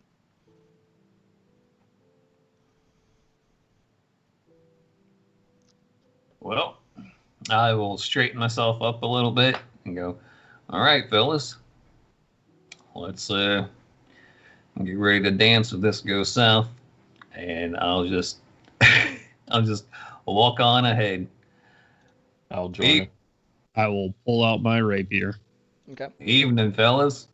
As you know, y'all clearly all stopped abruptly. What little it looks like they may have been trying to hide, they all like step the rest of the way out from behind trees and brush and shrubs and kind of form up a little closer together, probably about 5 or 6 feet apart, each of them, with the sergeant planted in the middle. And as y'all walk forward, they kind of walk forward to meet you. Manifest the bow as he steps forward. You say, evening, fellas? Yep. And the sergeant is like kind of a cocky side grin as he looks over at you, just kind of observing y'all's injured state. Evening indeed. I'm going to grin back at him and go, oh, well, fellas, were y'all looking for a fight? Is that what this is? I'm just going to turn back to our party and go, I think these fellows are wanting to have a fight. Yeah. Rest one hand on the giant alligator or crocodile claws hanging from a belt, like, emphasize. You slap him, he just nods and goes, yes, that was, oh goodness, wrong accent. That is what I was banking on. Well, You all hell, look quite beat up. We only It look looks beat like up. I You can see, get a couple I live was feeders for free. Looking I at was Oceanus. looking to get recharged here a second. Most lizard folks didn't tell you about us, about me, my people. His people. I'm gonna gauge from that stupid look on y'all's face. Y'all don't know much about me. He just kind of I'm jerks gonna- his head to one side, and they're starting to not fan out wide, but kind of start to in a encircling maneuver, like slowly starting to step forward towards you guys. I will ready an action that if anyone makes an attack towards Bart, that I will shoot the sergeant. Okay, they're currently about 15 feet away from you, and closing. I'm gonna go like, oh, that's real good. You guys are spreading out. That's a lot easier to keep you separated that way. Well, listen here. I use soul magic, and I'm running pretty low. So I really appreciate you and you dumb fucks coming over here and volunteering your eternal souls to help me come right as rain. So go right ahead. You I'm ready? ready. You ready to end everything that you've ever had? TM, And while this conversation is going is that a on, deception or intimidation? It depends. What are you intending it as? I'm intending them to make them understand that if they fight with us, that I am going to eat their souls and their everlasting soul will be gone forever. And that I am looking forward to doing so because I could use some more magic right now. And that this poses no threat to me whatsoever. I will say, considering all of those individual details, this is definitely a deception check. All right.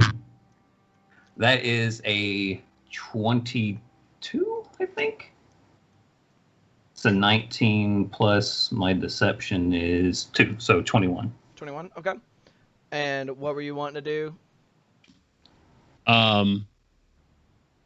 the globe is on Death's door, and he knows Bart is too, and he knows everybody else is. So he's gonna pull something out, and it's just like it's a shot in the fucking dark. He's gonna pull out off of his belt a instrument that he carries around with him. So a whistle stick that Grung used. And in my left hand, I'm going to start swinging it sort of rhythmically. I know thieves can't, and I can use this whistle stick to do thieves can't. And Grung do this to communicate over distance. I am just going to send out a SOS and see if anything happens. Okay. You do so. Okay. I'm gonna do the same thing Julian did, except with a hand axe. So y'all are all clearly bowing up. Oceanus is standing in the back, who's also drawn his bow. I'm going to use prestidigitation while everyone's kind of like in this moment, and I'm going to use prestidigitation to make it look like the soul of a lizard man is like coming out the end of my mace, and just kind of point to the guy. Y'all recognize this one? Yeah, this is the queen's son. That's how much they're afraid of us. I really appreciate you guys coming here and giving us a few more. This is going to be fun. Wait, is your comment that the lizard folk as a whole were frightened of you? Is that the insinuation? No, I'm just well, curious. the insinuation that even though we were the ones responsible for her, I got you. that Okay. they're like, yeah. Okay, I got you. What was that?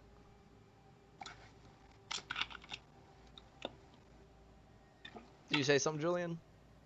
Yes, no, maybe so? I was saying, how far into the 2-hour journey was this? This was about half an hour in.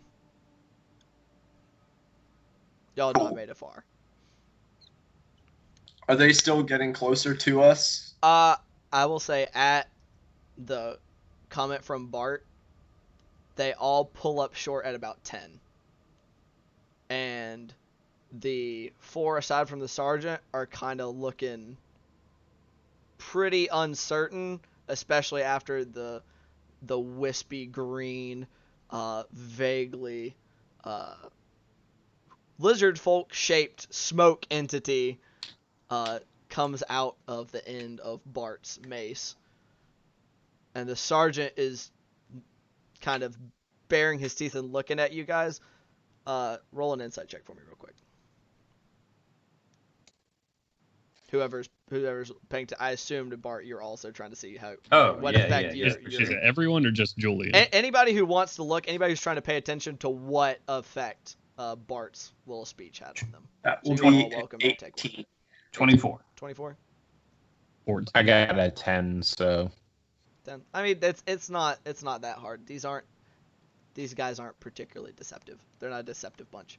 But the 4 definitely are looking nervous, and while not frightened exactly, the sergeant looks uncertain. Like a solid amount of uncertainty. He's like, maybe this wasn't such a good idea. I'm gonna get within 5 feet of him, or I'm gonna keep approaching him, like going closer to him. Is he the biggest one? Oh, by a good chunk. Like these guys are all like 6 foot, and he's a solid like 6 foot 6.5 feet tall. I'll kind of like give him a sneering size up. I'm like, yeah, you're gonna be the one that's first. I'll make sure your men are gonna be real afraid what's coming for them after I get done with you. Are you trying to make another check with that? Yeah, I'm gonna do intimidation this time though. Okay. That's a natural fucking 20. I was getting ready to say I'll assist, but never fucking mind. I was about to say, with a natural 20. I was about to assist in a drastic manner, so. I got you. I got 10 minutes of hex left, so I was about to say, if we're gonna rock, we need to rock. Of what of hex left? 10 minutes. Less than an hour, right? Oh yeah. 25. Yeah, you barely have. You have a little bit of hex left. All things considered, it's still going a little bit. He's 1 minute of Actually, I know this is really late. Roll a concentration check for me, because you did get snagged by it. This is fair. I'm just really curious. I didn't even think about 45 minutes later. Yeah, Roll I'm just curious. Let's see. Hasn't come into play since then, so I think it's fine. the gator comes back to life, charges down the road. That's not. It's he killed it with fucking. Yeah. 14. 14. Yeah, okay. Yeah, you still have it. Nice. What do you have to beat? I didn't think that would go. 10. It's 10 or half the damage you took, and he dealt 15 points of damage to you. So 10 is still the DC. Yeah, you have to start getting really smacked for it to get crazy. At that, with a fucking natural 20, you see like as you'd approached him, and his hackles started to like go back up. But as you finish your sentence, just like the entire group of them, just like it seems like they almost shrink a solid like foot, more or less. Like if you were judging how large they were based off of like presence, because they just immediately like lean back a little bit from Bart, and all just like aggressive demeanor just drops. They sit there for a second in silence, looking down at you. Is he kind of a bit of a tremble to his hands as he turns away from you? Like, you will die when you face the Sahuagin. I will take his ears then. Looking over at Oceanus, sneers at him and jerks his spear as his men all kind of turn and little more speed than necessary start shuffling off through the marsh. I stop spinning my stick and say, we need to go now. Already leading with survival-y things. Yeah. I'll like just give it just like 10 more seconds, just get a few more paces, and it's just like okay. There, it's like all right, let's go. We gotta go. Right. It's like, We just looking at them, make sure they're in the distance behind some trees, and then we start that mall jogging, like hands up. Y'all sit there, y'all maintain your, yeah, we'll kill the shit out of you, even if we look like dog shit pose until they start to get in the distance. Like, okay, go, go, go, go. Y'all all start trying to And go then- as fast as you can. And then they just hear pots and pans rattling throughout the jungle. Well, I will note, they started off with the mall jog. Like, they were immediately like, we need to fucking go. Holy shit, let's get the fuck out of here. Hey, I don't know what you guys are worried We're- about. so I'm perfectly tomorrow- fine. Tomorrow morning, we're gonna overhear some lizard folk talking about how all of these dudes got jumped by a bunch of grung in the forest and killed. I don't want that conversation to be about us, so let's keep going. All right, yeah. That was a hell fucking Mary, and it went real bad. That was a very good roll. I can't believe that worked. I can't believe that worked. Yeah, I will make up the story about that one. That's for goddamn sure. Yeah. Whew, this backpack's heavy. Okay, but I will say y'all make it through the remainder hour and a half so of your journey. Uninterrupted. You actually shave a little bit of time off out of your fear. Y'all are like, oh, we need to fucking go. Like, oh my god. Y'all are hustling. Your hex runs out. Like y'all just, so y'all actually end up making it about like hour 15. Just through speed walking, y'all shaved off about 15 minutes off your journey. The fear walk just alleviated any kind of temporary exhaustion and weariness that The y'all butt pucker hustle. yeah, butt pucker hustle. Yeah. As y'all make it back, it's closing in probably on about 3 o'clock. By the time you're making it, it's starting to get into the afternoon. As you guys come up, alright, we'll average. You'll come up as you guys come up, you see the two regular lizard folk guards who are kind of out in the front as they kind of step out of where their hiding places may have been to greet you as you'll return. They do, however, of course, only address. They just kind of address all of you, kind of looking at Jakob. That seems they've been informed that only one of you can speak Draconic, and they basically just asking, do you come back with success? Indeed, it is done. I'm going to smack the giant claws hanging from my belt again. Indeed. They do not speak common. Oh, well, and I don't speak Draconic, so I didn't hear that anyway.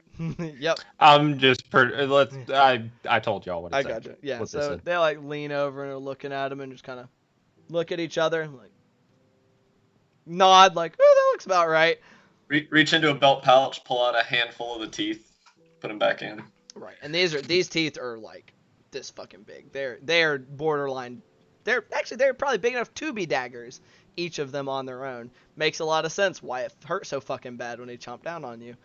So they seem pretty satisfied between the two of them, and one of them beckons for you to follow, as the other stays back on outside to continue his watch.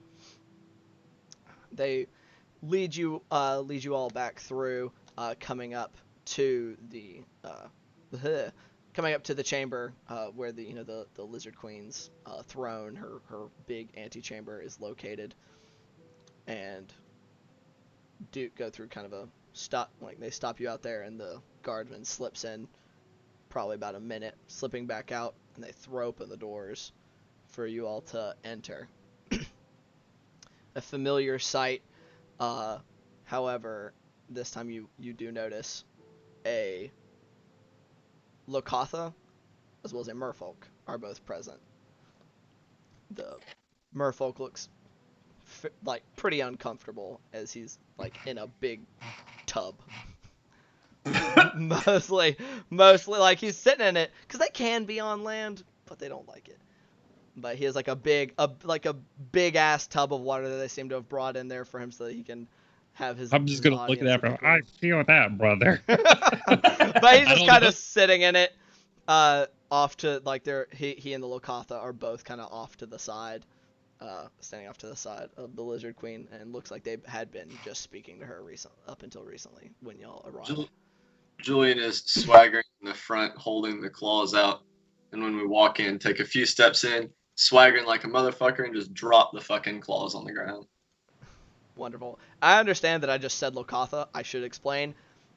What this is you see a big catfish-looking person. This looks like a big-ass catfish with kind of stubby legs that do like have flippers on the ends of it still, but it is able to keep itself upright, as well as kind of stubby but functional arms on either side of it. But other than that, it's big, it's bulky, big ol' head, and big bulging eyes on either side of its face, with big ol' blubbery lips and the like, with fins. And it's wearing it doesn't really look like clothes, but he's kind of doing like you. He's not wearing pants. He's got like a vest on. So Gloob vibes with this fish. That's how we do it. They have wildly changed the appearance of Lokatha. Big fish person. Big Big fish. Merfolk is more in line with a humanoid upper half. You can't really see the lower half. You just see a tub and then a torso sticking up from the top, with kind of slight webbing in its fingers, and kind of looking like it spends most of its time in the water. You can see some gills kind of off on the sides of its neck, and it looks vaguely slimy. It's up that way. If just all walking in here, I'm looking at this merfolk and be like, can I? I don't know if it speaks common. This is like way across, like near the foot of the queen's we haven't made it up yet. Gotcha. Yeah. This is like y'all just walk in and you notice two figures that are very clearly not lizard folk. Yeah, I'm doing that whole. No, I wasn't running. Just completely calm. Yeah, y'all spent your time after you got there, like your walk through the tunnel, the lizard folk tunnels, like doing the trying to like get your breathing back under control. And you're like, yeah, we're cool, man. I just lighten up a pipe, like, yep. That's over with. There, yep, yeah. No problems here, none whatsoever. God.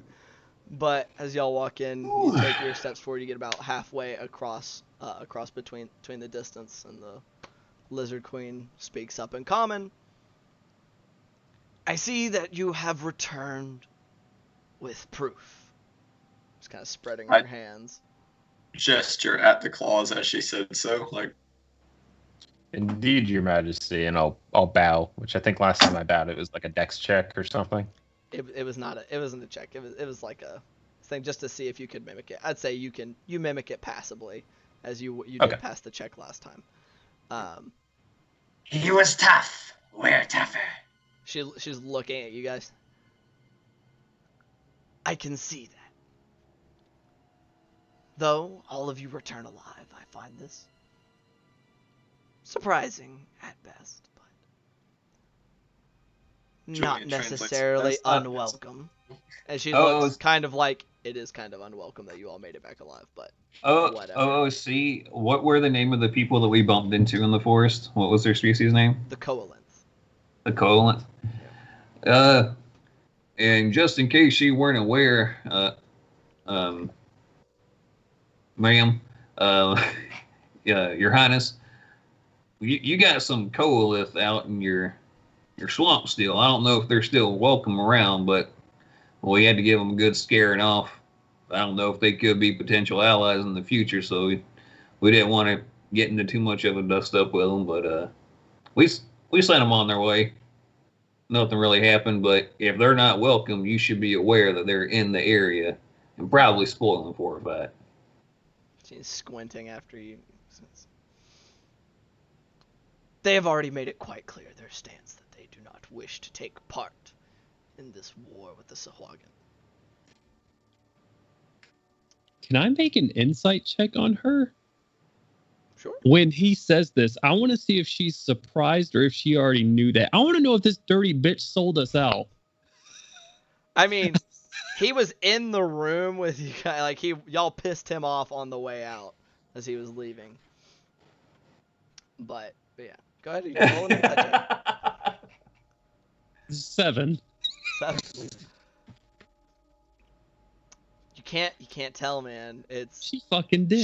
she's I fucking know like she did. stone cold, like unreadable, cold as ice. Like just like a lizard to be that cold. You can't Turns out read them. DC was like an 11. It's actually an 8. So she's squinting at Bart. Is there such thing as a passive insight? Technically, yes, There but is. I don't So know that'd be shit, the same thing as passive perception? I guess. 17?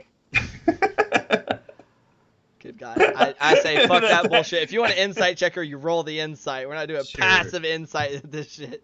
Fuck, that's a 12. Damn it. I mean, she seems to be being pretty straightforward with you, man.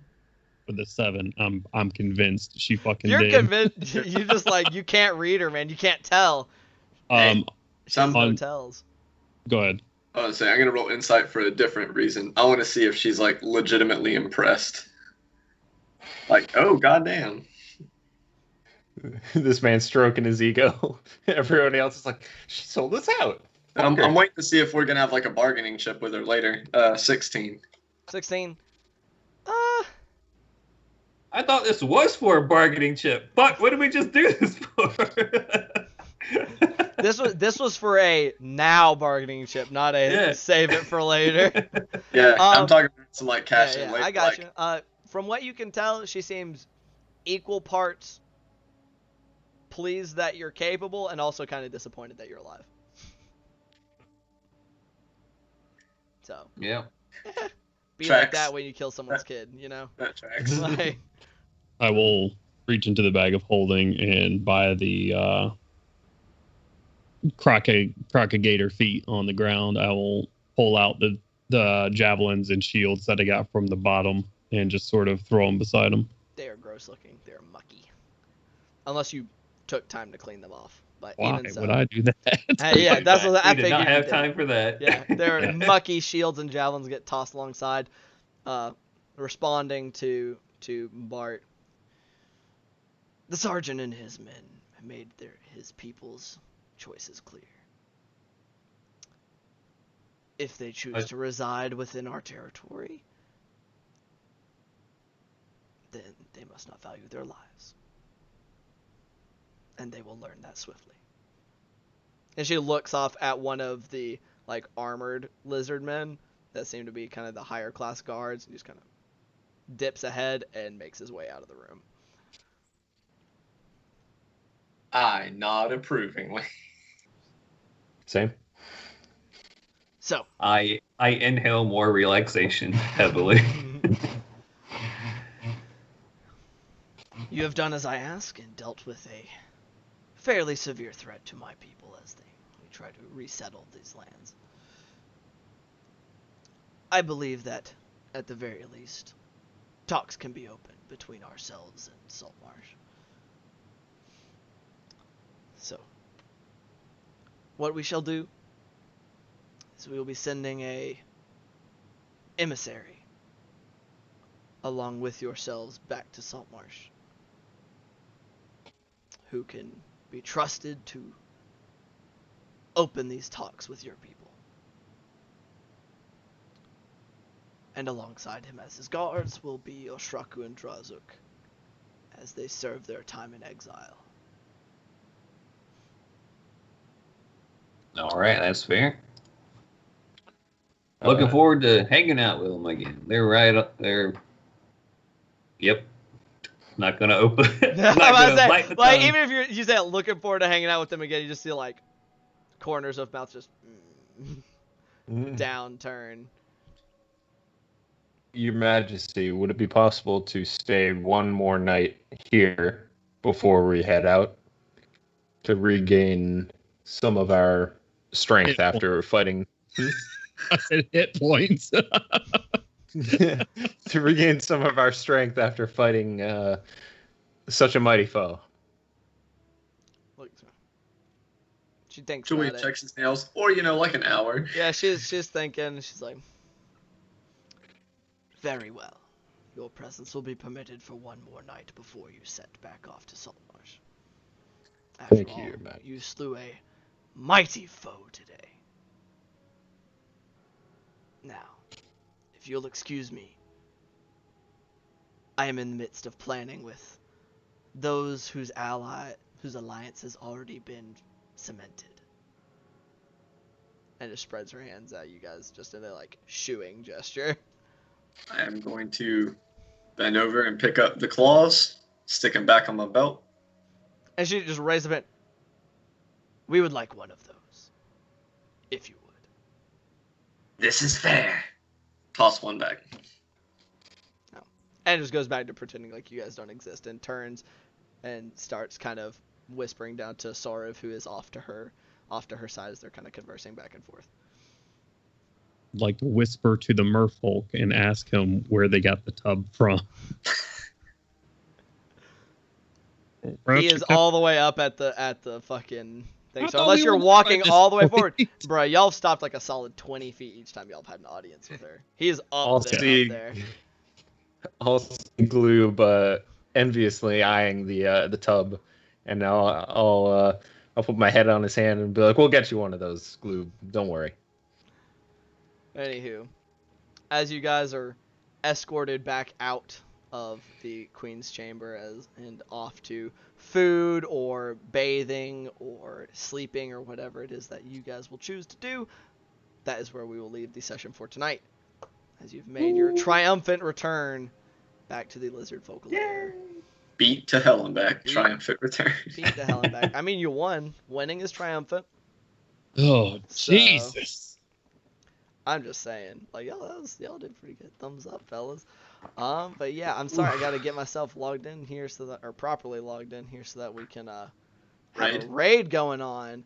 But thank you everybody so much while I'm doing that for joining us tonight. Thank you guys so much for coming to play. And Jones, I know that you had work stuff going on, so that made you late, but I appreciate you making it back for the second half. It's good to have you there for the wind up and to contribute your weird Hail Being Mary unconscious. to the to trying to not get murdered by a bunch of water hobgoblins, basically. Barely Baphomet did do an NPC adjustment, spent 5,000 experience points so that the Lakatha had very pretty eyes. So, just so you're aware. That the leader of the Lakatha at that, like the Lakatha emissary for the lizard folk, y'all will have noticed kind of in hindsight as you turned to leave, had just brilliant blue, just deep like sapphires of endless, just like you could just fall into them forever. It was kind of disturbing because you like froze as you turned. It was almost like you were almost like a charm effect as you tried to leave. I'll have to write that. I'll have to write that down somewhere, otherwise I won't remember. But before we it is left, done. I smelled a little something coming from Oceanus. What? He did the toot for Oceanus. More than one? 'Cause I did one. Oh, I'm sorry. That one happened while he was in the water, dog. He popped back up and. And if you don't, I got the raid pulled up. If it's I've got it ready. you want to type in Oathsworn. We want to do Oathsworn. Yeah, do Oathsworn. Okay. Those guys some love. I got you.